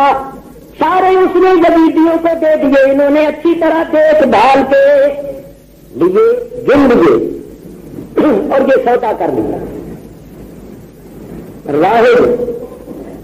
راہب نے کیا کیا کہ اس عبادت خانے کا ایک صاف ستھرا کمرہ جس میں کپڑے وغیرہ بچے ہوئے تھے بیویوں کے حوالے کیا. بیویوں کو کہا کہ آپ اس کمرے میں چلے گئے. بیویاں کمرے میں چلے گئے. راہب دروازے کے باہر ہاتھ باندھ کے کھڑا ہو گیا. کہنے لگا اگرچہ میں غیر مسلم مگر میرے دل میں تمہارے نبی اور تمہارے نبی کے خاندان کا بڑا احترام ہے اور میں نے 80,000 درہم دے کر تمہاری خدمت کی سعادت حاصل کی ہے اس لیے کہ تم پر بہت بڑا ظلم ہوا ہے. میں نے درو دیوار کو شجر و حجر کو روتے سنا, ہر چیز سے رونے کی آواز میں نے سنی تو میں متاثر ہوا ہوں. تو اتنی بڑی رقم دے کر میں نے تمہاری خدمت کی سعادت حاصل کیا. میرے لائق جو بھی خدمت, کوئی کھانے کی چیز, کوئی پینے کی چیز, کوئی کپڑا, کسی چیز کی ضرورت مجھے بتاؤ اور اس کمرے میں آرام سے رات گزارو. بیویوں نے اس رائے کے اچھے سلوک پر اس کا شکریہ ادا کیا, اس کو دعائیں دی اور کہا ہمیں کسی چیز کی ضرورت نہیں. راہب نے اپنی عبادت خانے کے تو خادموں کو حکم دیا کہ کمرے کے باہر فاصلے پر بیٹھ جاؤ اور خبردار کسی کو کمرے کے پاس نہ جانے دینا. تاکہ بیویاں آرام سے رات گزاریں اور ان کو کسی بھی چیز کی ضرورت ہو پانی وغیرہ کی فوراً پیش کرو. خادم بیٹھ گئے, بیویاں اندر بیٹھی, ان کو پردے کے اندر چند گھڑیاں گزارنے کا موقع ملا. راہب سرے انور کو اپنے خاص کمرے میں لے گیا اور اس نے جا کر سرے انور کو دھویا. مقدس زلفوں پر, چہرے پر, داڑھی مبارک پر, کٹی ہوئی گردن پر جو خون وغیرہ جمع ہوا تھا, مٹی غبار وغیرہ پڑا ہوا تھا, سرے انور کو دھو کر پاک صاف کیا اور اس کے پاس خوشبو پڑی ہوئی تھی, جتنی خوشبو پڑی تھی سب اس نے مل دی, کافور ملا. سرے انور کو معطر کیا, معطر کر کے اونچی جگہ پر ریشمی کپڑے نیچے بچھائے اور سر کے اوپر اس طرح رکھا کہ چہرہ سامنے تھا. کھڑا ہو گیا, کہنے لگا میری تمنا تھی کہ میں آپ کی زیارت کرتا, آپ کی خدمت میں حاضر ہوتا, مگر افسوس کہ آپ کی زیارت کس حالت میں کر رہا ہوں. میں نے بہت بڑی رقم دے کر آپ کی زیارت کی یہ سعادت حاصل کی ہے. میری تمنا تھی کہ آپ کی خدمت میں حاضر ہو کر زیارت کرتا. جب اس نے غور سے سرے انور کو دیکھا, اس طرح کی باتیں کی, ایک دم اس کی آنکھوں سے پردے اٹھے. اس نے کیا دیکھا کہ سرے انور چاند کی طرح چمکنے لگ گیا اور سرے انور سے انوار و تجلیات نکل رہے تھے جو آسمان تک جا رہے تھے. یوں کہو کہ اس نے دنیا کی دولت قربان کی تھی. 80,000 درہم دیے تھے, معمولی بات نہیں ہے. اس نے دنیا کی دولت قربان کی, اللہ تعالیٰ نے اس کے بدلے میں اس کو دین اور ایمان کی دولت دی. اس نے اولاد رسول کا ادب کیا تھا, سرے انور کا ادب کیا تھا, اور ادب کرنے والا بد نصیب اور بے ایمان نہیں رہتا. یہ بد نصیبی اور بے دینی بے ادبوں کا مقدر ہے. اس نے ادب کیا تو بیویوں نے دعائیں دی تھی. یہ دعائیں رائے گاہ جانے والی نہیں. یوں کہو کہ اس نے سرے انور کو صاف کیا, جو خون وغیرہ جو غبار وغیرہ لگا ہوا تھا اس کو دور کیا. اس نے غبار وغیرہ دور کر کے سرے انور کو صاف کیا. اللہ نے اس کے دل سے کفر و شرک کی قبور کو دور کر کے اس کے دل کو پاک صاف کر دیا.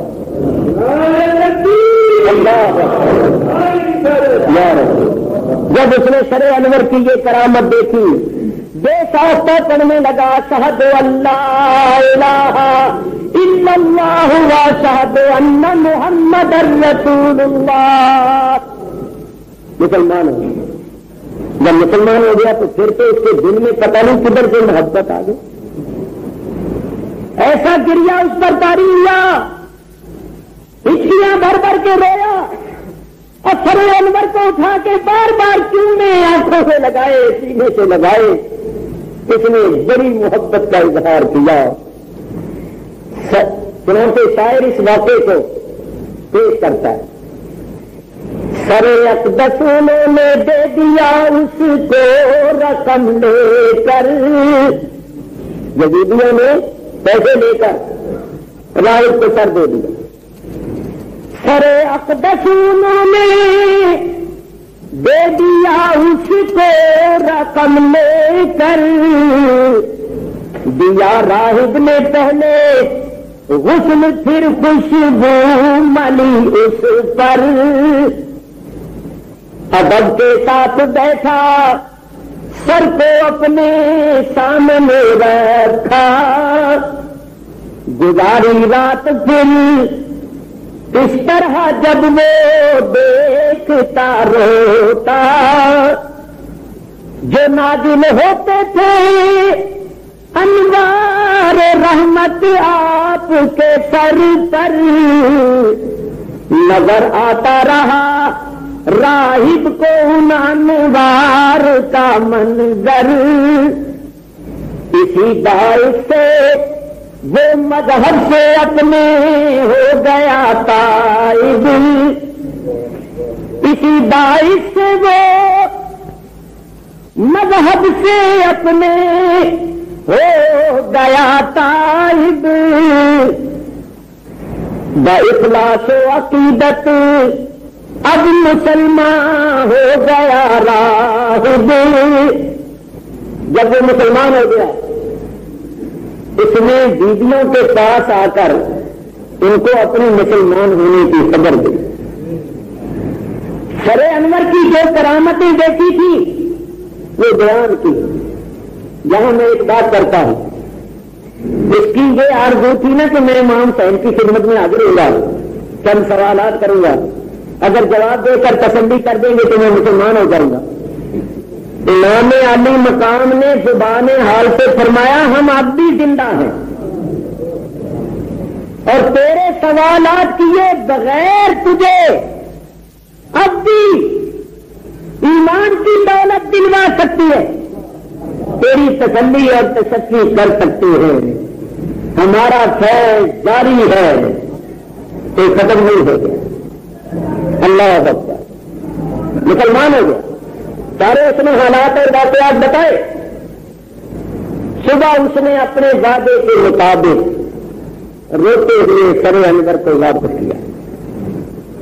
راہب نے ان کو بھی اپنے مسلمان ہونے کی خبر دی اور ان سے کہا کہ میں نے اس سر کا ادب کیا ہے تو اللہ نے مجھے ایمان کی دولت عطا کی، میں نے یہ انوار و تجلیات دیکھے ہیں، مگر ان کے دلوں پر تو موریں لگ چکی تھی، وہ تو اندھے گہرے گنگے ہو چکے۔ ان ظالموں نے اسی طرح سر انور کو پھر لیبے پر چڑھا لیا، بیویاں دروازے سے باہر نکلی اور اسی طرح اونٹوں کے اوپر بیٹھ گئی۔ یہ چلے چلتے گئے، راستے میں انہوں نے ایک دوسرے سے کہا کہ دیکھو ہمارے ساتھ آج جو 80,000 درہم ہے، اگر یہ رقم ہم اکٹھی لے گئے دمشق، یزید کی نظر پڑی یا کسی دوسرے حاکم افسر کی نظر پڑ گئی تو وہ پوچھیں گے کہ یہ پیسے تم نے کہاں سے لیے، تو تحقیق ہوگی، تفتیش ہوگی، ان کو پتہ چل جائے گا کہ ہم نے رائے کے لیے سودا کیا، تو کہیں وہ جھوٹ بگڑ نہ جائے کہ تم نے کس سے پوچھ کر یہ سودا کیا، تو کہیں لینے کے دینے ہی نہ پڑ جائے۔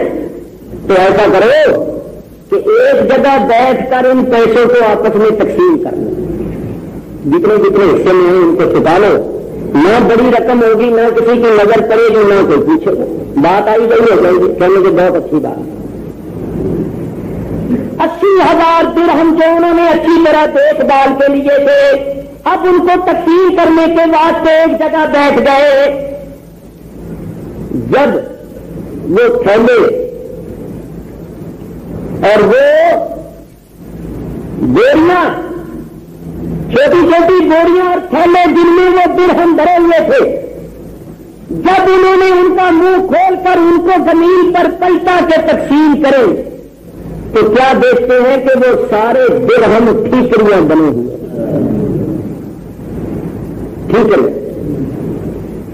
جانتے ہیں، برتن ہوتا ہے نا مٹی کا جو ٹوٹ جاتا ہے تو اس کے چھوٹے چھوٹے ٹکڑے جو ہوتے ہیں ان کو ٹھیکریاں کہتے ہیں۔ اور ہر ٹھیکری کے دونوں طرف قرآن کی 2 آیتیں لکھی ہوئی تھی۔ ایک طرف لکھا ہوا تھا وَلَا تَحْسَبَنَّ اللَّهَ غَافِلًا عَمَّا يَعْمَلُ الظَّالِمُونَ، دوسری طرف لکھا ہوا تھا وَسَيَعْلَمُ الَّذِينَ ظَلَمُوا أَيَّ مُنقَلَبٍ يَنقَلِبُونَ۔ پہلی آیت کا مطلب یہ ہے کہ ظالموں کے کردار سے اللہ کو غافل نہ سمجھو، جو کچھ ظالم کر رہے ہیں اللہ سب کچھ جانتا ہے۔ دوسری آیت کا مطلب یہ ہے کہ ظلم کرنے والے ان قریب جان لیں گے کہ وہ کس کروٹ لیتے ہیں، ان کا انجام کیا ہوتا ہے۔ یہاں میں ایک بات کرتا ہوں، یہ قدرت کی طرف سے اشارہ تھا کہ بدبختو تم نے دنیا کی خاطر دین کو چھوڑا، یاد رکھو دنیا بھی تمہارے ہاتھ نہیں آئے، تم خسرت دنیا والآخرہ کا مصداق بنو گے.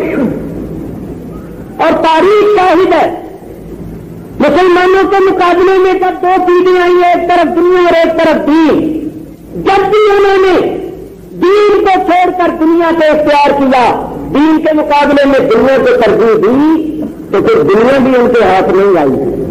دین تو وہ پہلے ہی چھوڑ چکے تھے.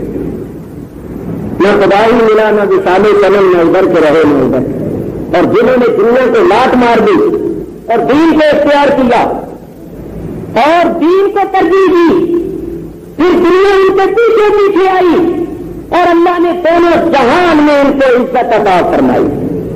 تو سبق حاصل کرو، ایک طرف دین کا مفاد ہو، دوسری طرف دنیا کا مفاد ہو، تو دنیا کے مفاد کو قربان کر دو، نظر انداز کر دو، اور دین کے مفاد کو اختیار کرو، ترجیح دو، دین کے مفاد کو پیش نظر رکھو، پھر دونوں جہان میں اللہ تعالیٰ عزت عطا فرمائے. اور آج کل ہماری حالت یہ ہو گئی ہے کہ پیسہ پیسہ پیسہ، دین ایمان سب کچھ پیسہ بن گیا. یہاں ایک حدیث سنا دیتا ہوں، صحیح بخاری میں ہے.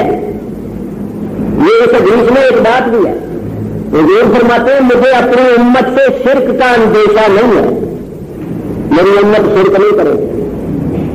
مجھے اس بات کا اندیشہ ہے کہ دنیا کی طرف بہت زیادہ مائل ہو جائے گی، اللہ کی یاد سے غافل ہو جائیں گے، دنیا کی طرف اس قدر مائل ہو جائیں گے کہ سب کچھ دنیا کو ہی سمجھ لیں گے، کیسے سے سمجھ لیں گے.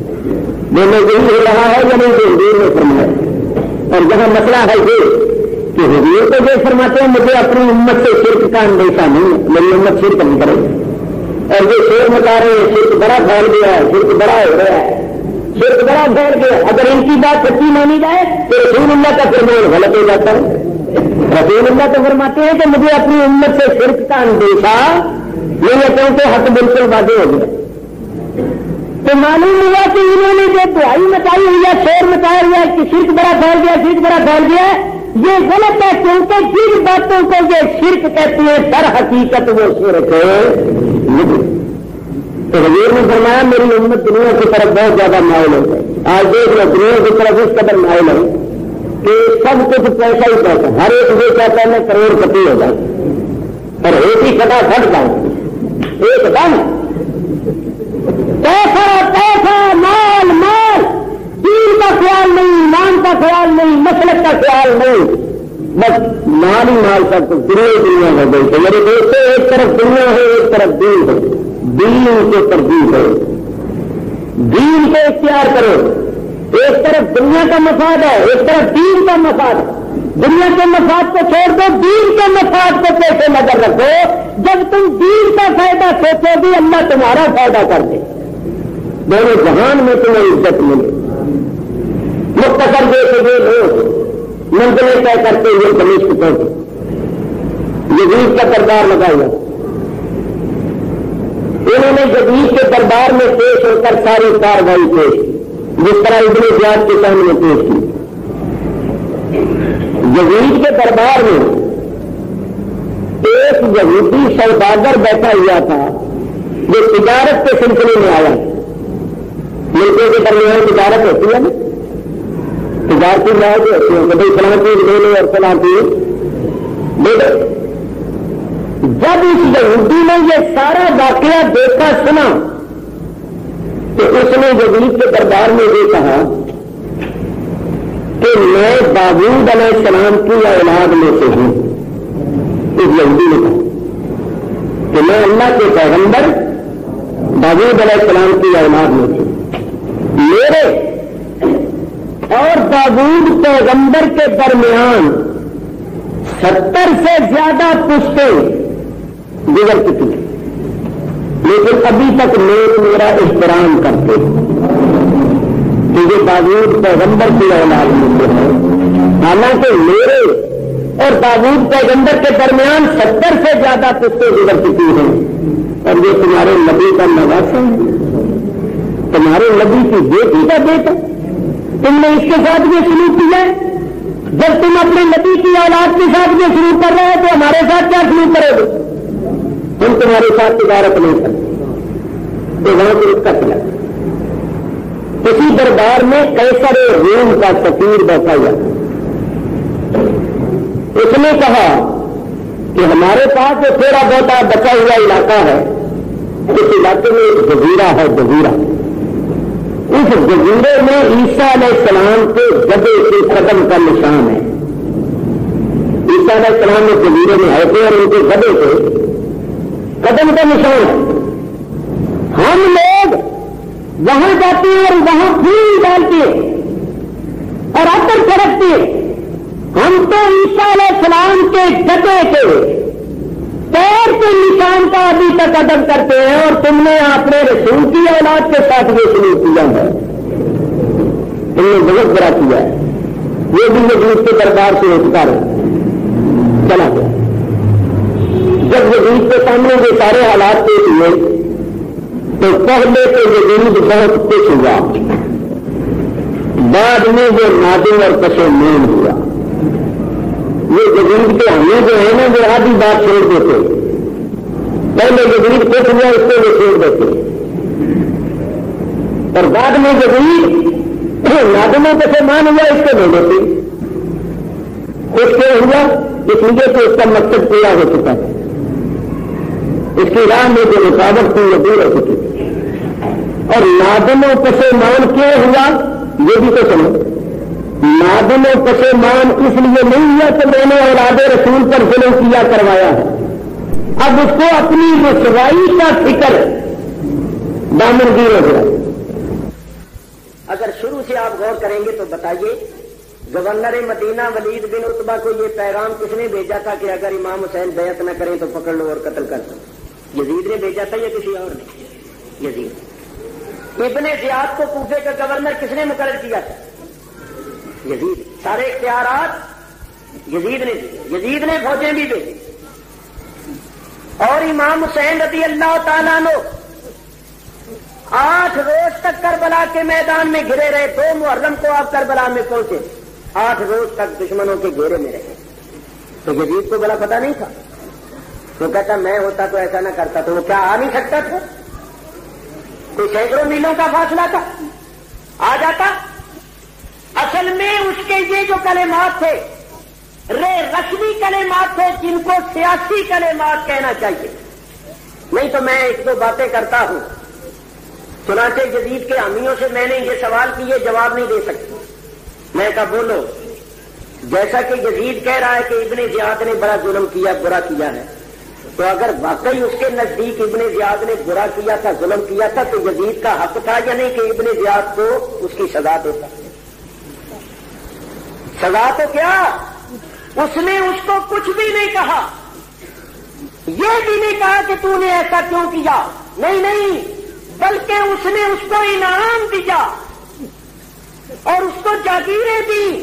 تو بولو اس سے کیا نتیجہ نکالو؟ ہر عقل مند یہی نتیجہ نکالے گا کہ جو کچھ ہوا تھا یزید کی رضا سے ہوا، اور یزید برابر کا مجرم ہے۔ یہاں میں ایک اور بات کروں، آپ کہیں گے کہ یزید نے اپنے ہاتھوں سے کسی کو قتل نہیں کیا تھا، تو ٹھیک ہے، مگر اس کے حکم سے سب کچھ ہوا، ساری ذمہ داری یزید پر عائد ہوگی۔ قرآن پڑھ کے دیکھو، بولو فرعون نے بنی اسرائیل کا کوئی بچہ اپنے ہاتھوں سے قتل کیا تھا؟ نہیں، اس کے ملازموں نے، نوکروں نے اس کے حکم سے بنی اسرائیل کے بچے ذبح کیے۔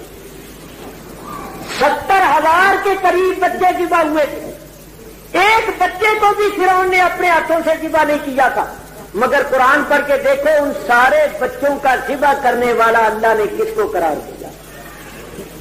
اللہ قرآن میں فرماتا ہے یذبح ابناءکم ویستحیی نساءکم۔ اسرائیلیوں یاد کرو جب کہ فرعون تمہارے بچوں کو ذبح کرتا تھا۔ یذبح ابناءکم، یہ یذبح فعل ہے، مضارع کا صیغہ ہے، اس کا فاعل کون ہے؟ فرعون۔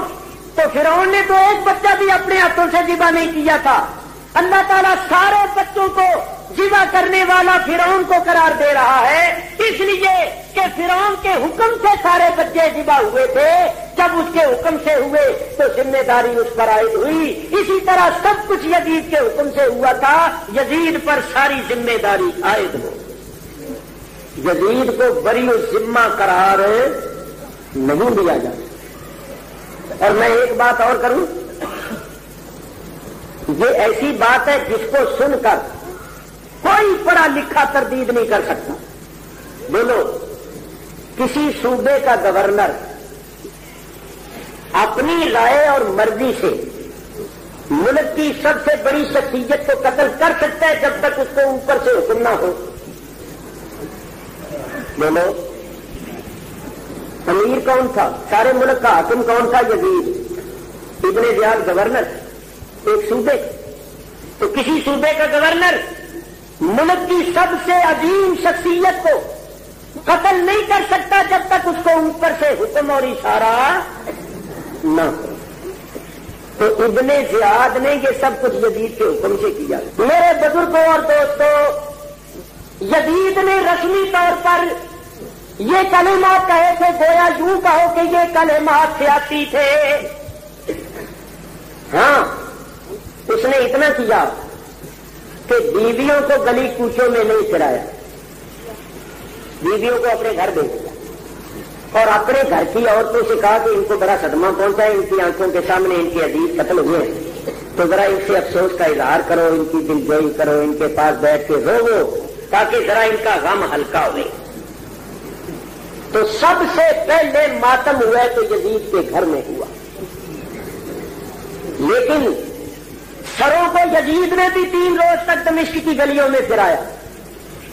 امام حسین کا سر اس کے سامنے پیش کیا گیا، اس نے بھی لبوں پر چھڑی ماری.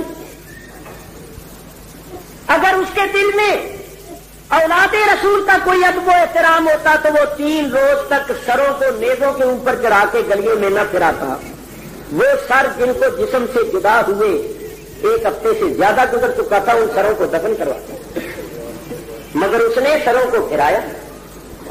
بلکہ کتابوں میں تو یہاں تک لکھا ہوا ہے کہ اس نے یہ کہا کہ اے کاش آج میرے وہ بزرگ زندہ ہوتے جو جنگ بدر میں مارے گئے تھے، تو وہ دیکھتے کہ میں نے اپنے بزرگوں کا بدلہ بنی ہاشم سے لے لیا ہے.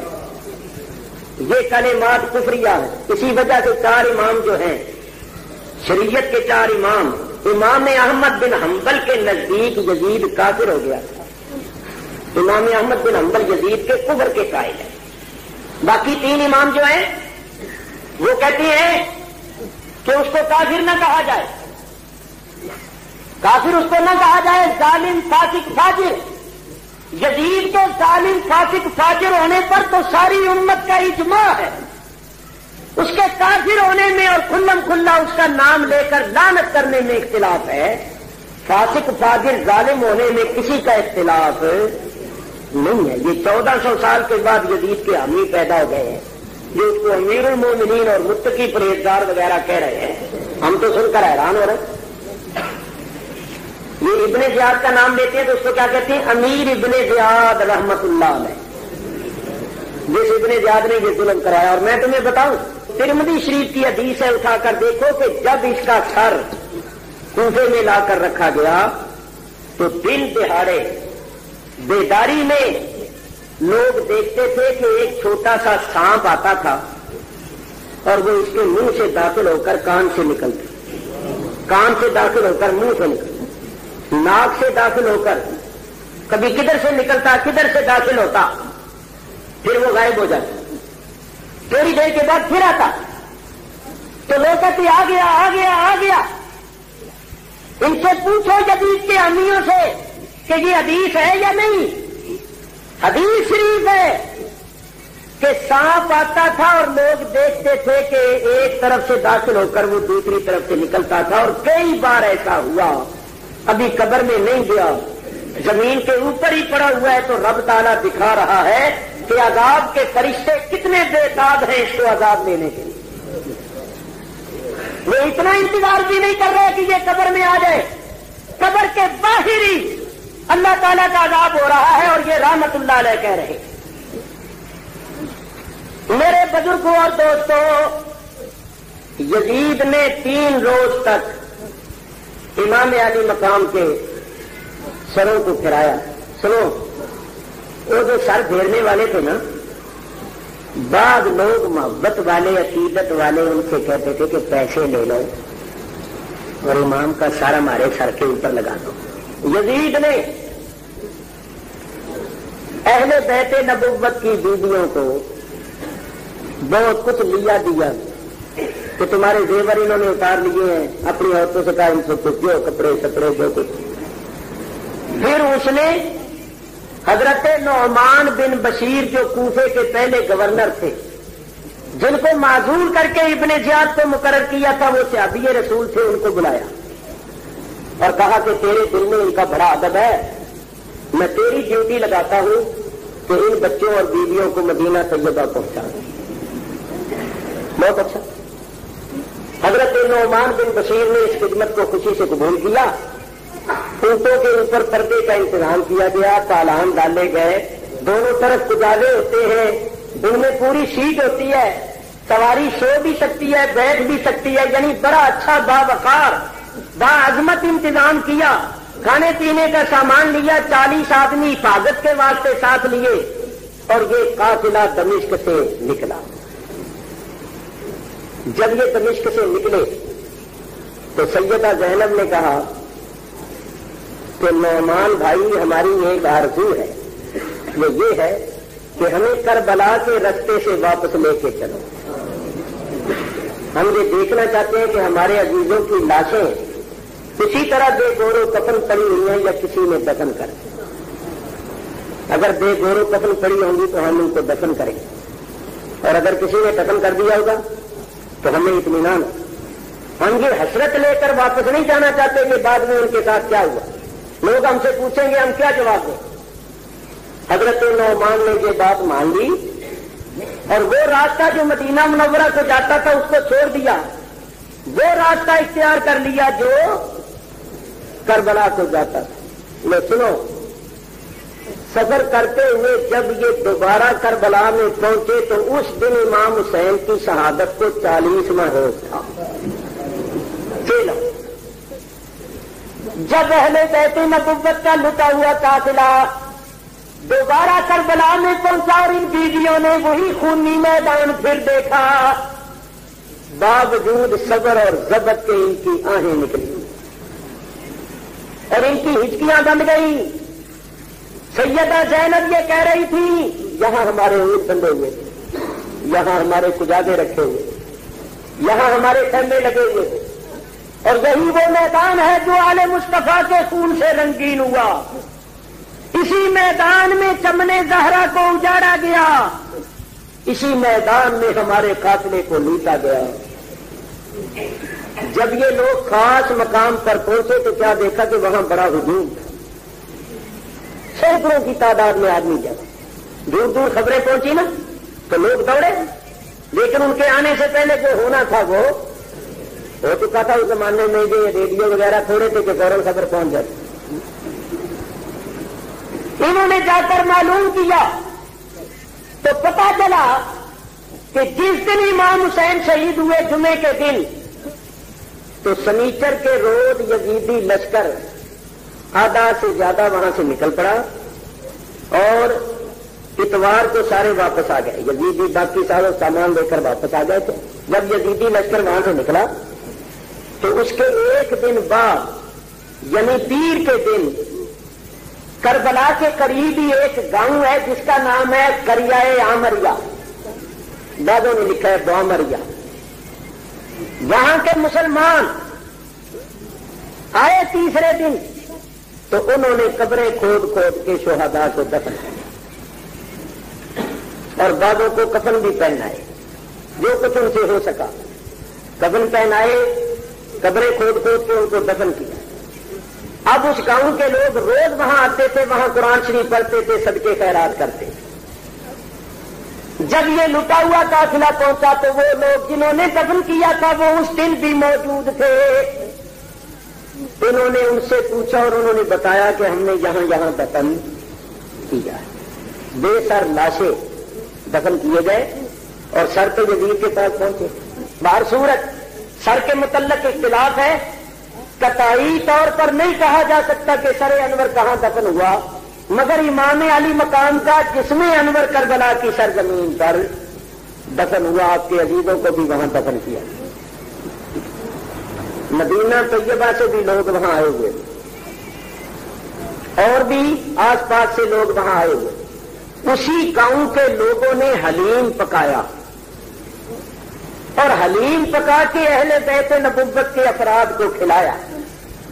یہ جو سیلم کے موقع پر اور محرم کے دنوں میں لوگوں کو حلیم کھلاتے ہیں اور حلیم کھلا کے اس کا ثواب شہداء کی ارواح کو پہنچاتے ہیں، یہ اس کی یادگار ہے۔ حضرت سیدہ زینب اور امام زین العابدین اہل بیت نبوت کے بقیہ افراد ایک رات وہاں رہے، ساری رات قبروں کے پاس بیٹھ کر انہوں نے قرآن پڑھا، درود شریف پڑھا، اللہ کا ذکر کیا۔ صبح ہوئی جب چلنے لگے تو سیدہ زینب کی عجیب حالت، وہ قبر پر کھڑی ہوئی رو رو کے کہہ رہی تھی، بھیا اے کاش مجھے بھی یہاں موت آ جاتی، میری بھی یہاں قبر بن جاتی۔ ایک وہ دن تھا کہ میں بھرا ہوا گھر لے کر اپنے ساتھ آئی تھی، اب میں سب کچھ لٹا کر واپس جا رہی ہوں، تو مجھ سے فاطمہ صغریٰ پوچھے گی تو میں کیا جواب دوں گی؟ چنانچہ سیدہ نے جن جذبات کا اظہار کیا، شاعر نے اس کو اپنے انداز میں پیش کیا۔ بولی زینب یہ تربت پہ آ کر، کربلا سے میں جاتی ہوں بھائی، بولی زینب یہ تربت پہ آ کر، کربلا سے میں جاتی ہوں بھائی، ہجر میں تیرے ہوں سخت مضطر، کربلا سے میں جاتی ہوں بھائی، خون آلودہ تیرا بدن تھا اور میسر نہ گورو کفن تھا، خون آلودہ تیرا بدن تھا اور میسر نہ گورو کفن تھا، ہائے کیسا یہ رنجو محن تھا، کربلا سے میں جاتی ہوں بھائی، بولی زینب یہ تربت پہ آ کر، کربلا سے میں جاتی ہوں بھائی، کوئی سر پر ہمارے نہیں ہے جو عابد وہ زارو حزین ہے، ایک بیمار زین العابدین ہمارے ساتھ ہے، کوئی سر پر ہمارے نہیں ہے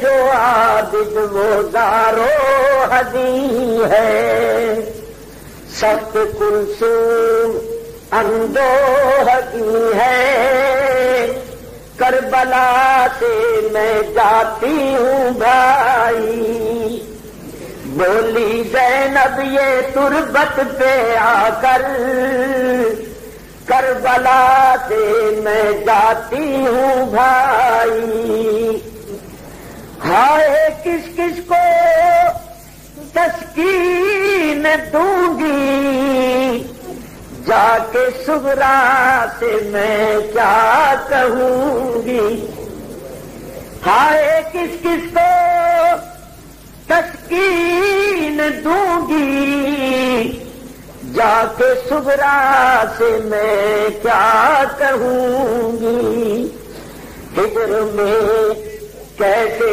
زندہ رہوں گی، کربلا سے میں جاتی ہوں بھائی، ہجر میں کیسے زندہ رہوں گی، کربلا سے میں جاتی ہوں بھائی۔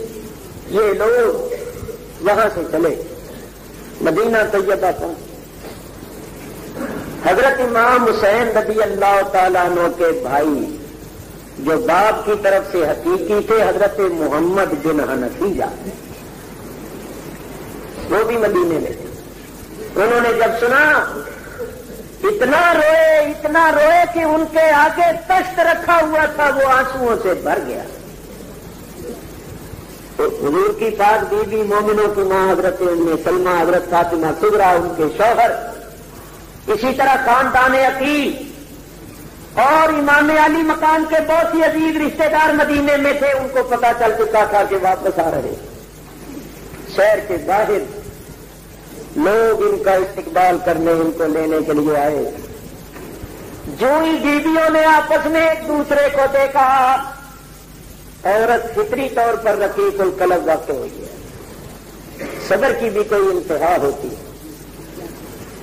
فاطمہ صغرا نے کہا پھوپھی میرے ابا جان کہاں ہیں؟ میرے پیارے بھائی علی اکبر کو کہاں چھوڑ آئی ہو؟ قاسم کہاں ہیں؟ چچا عباس کہاں ہیں؟ ایک ایک کا نام لے کر وہ پوچھ رہے تھے. اور سیدہ زینب کہہ رہی تھی بیٹی میں تجھے کیا بتاؤں، وہ سب کربلا کی زمین پر سو رہے ہیں.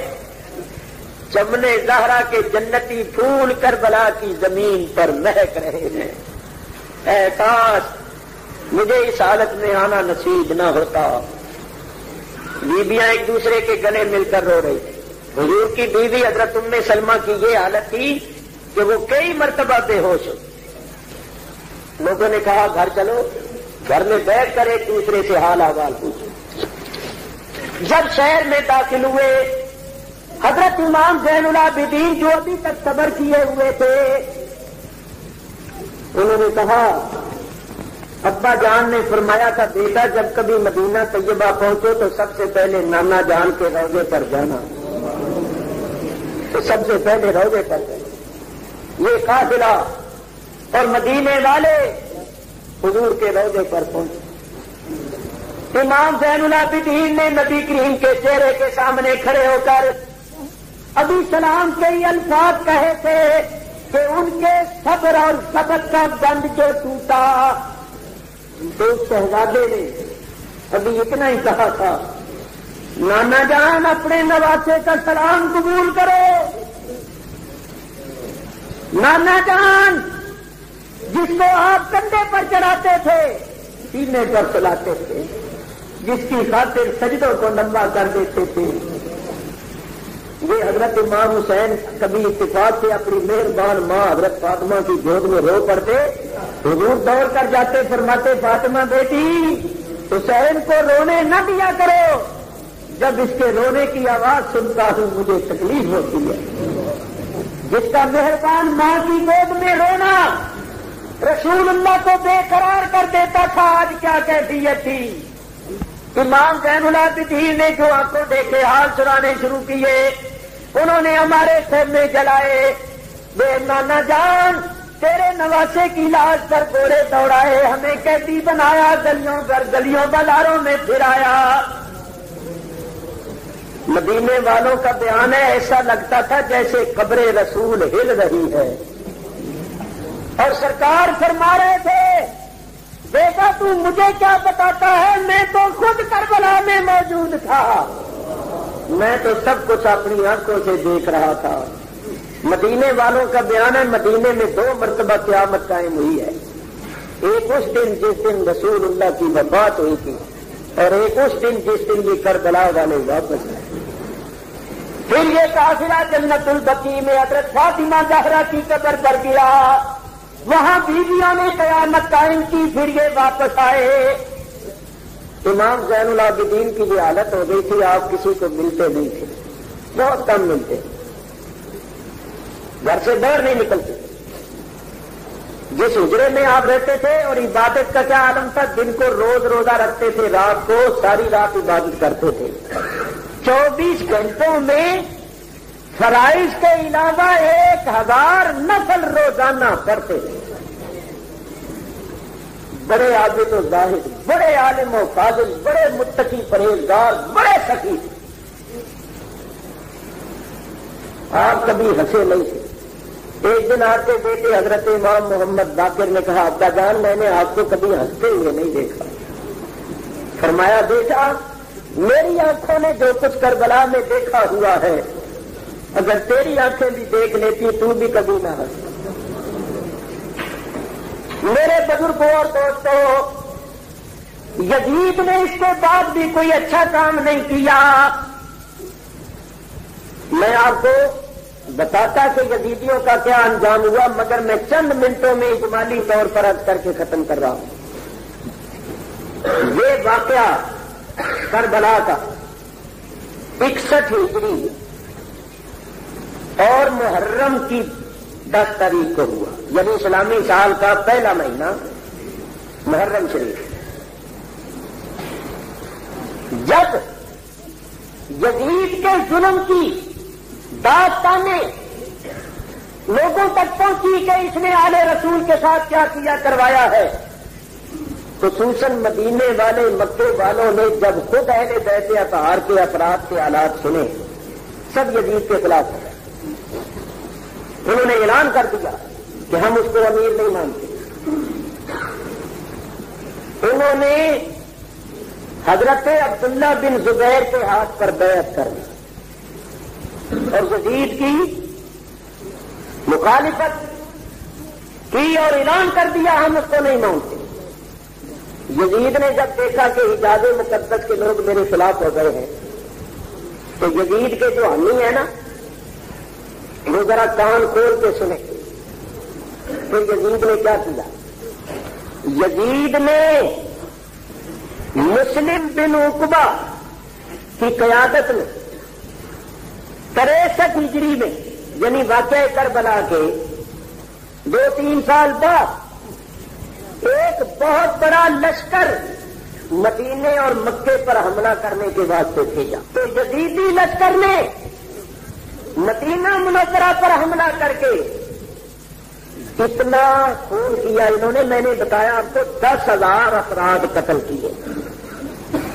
10,000. حالانکہ صحیح مسلم شریف میں حدیث ہے حضور علیہ الصلوۃ والسلام ارشاد فرماتے ہیں من اخاف اہل المدینہ ظلما فعلیہ لعنۃ اللہ والملائکۃ والناس اجمعین. جو اہل مدینہ کو ظلمن ڈرائے، قتل و غارت تو بعد کی بات ہے، صرف ڈرائے ظلم حضور فرماتے ہیں اس پر اللہ کی اور اللہ کے فرشتوں کی اور سب لوگوں کی لعنت. حضور فرماتے ہیں نہ اس کا کوئی فرض قبول ہے نہ اس کا کوئی نفل قبول ہے. تو یزیدی لشکر نے یہ حال کیا. باہر صورت تاریخ کا لمبا ایک دور ہے، میں سب مجھے یاد ہے کہ کیا ہوا کیا نہیں ہوا، مگر میں مختصر یہ تمہیں بتا دیتا ہوں کہ جتنے لوگ بھی امام حسین کے مقابلے میں آئے تھے میدان کربلا میں سب کو اس دنیا میں اللہ تعالیٰ نے طرح طرح کے عذابوں میں مبتلا کیا. بعضوں کے چہرے سیاہ ہو گئے توے کی طرح، بعضوں کی صورتیں بدل گئی، بعض کوڑے ہو گئے، بعض اندھے ہو گئے اور ہزاروں کی تعداد میں قتل ہوئے، طرح طرح کے عذابوں میں مبتلا ہوئے. میرے بزرگوں اور دوستوں کسی شاعر نے کہا ہے نہ یزید کی وہ جفا رہی نہ زیاد کا وہ ستم رہا، جو رہا تو نام حسین کا جسے زندہ رکھتی ہے کربلا.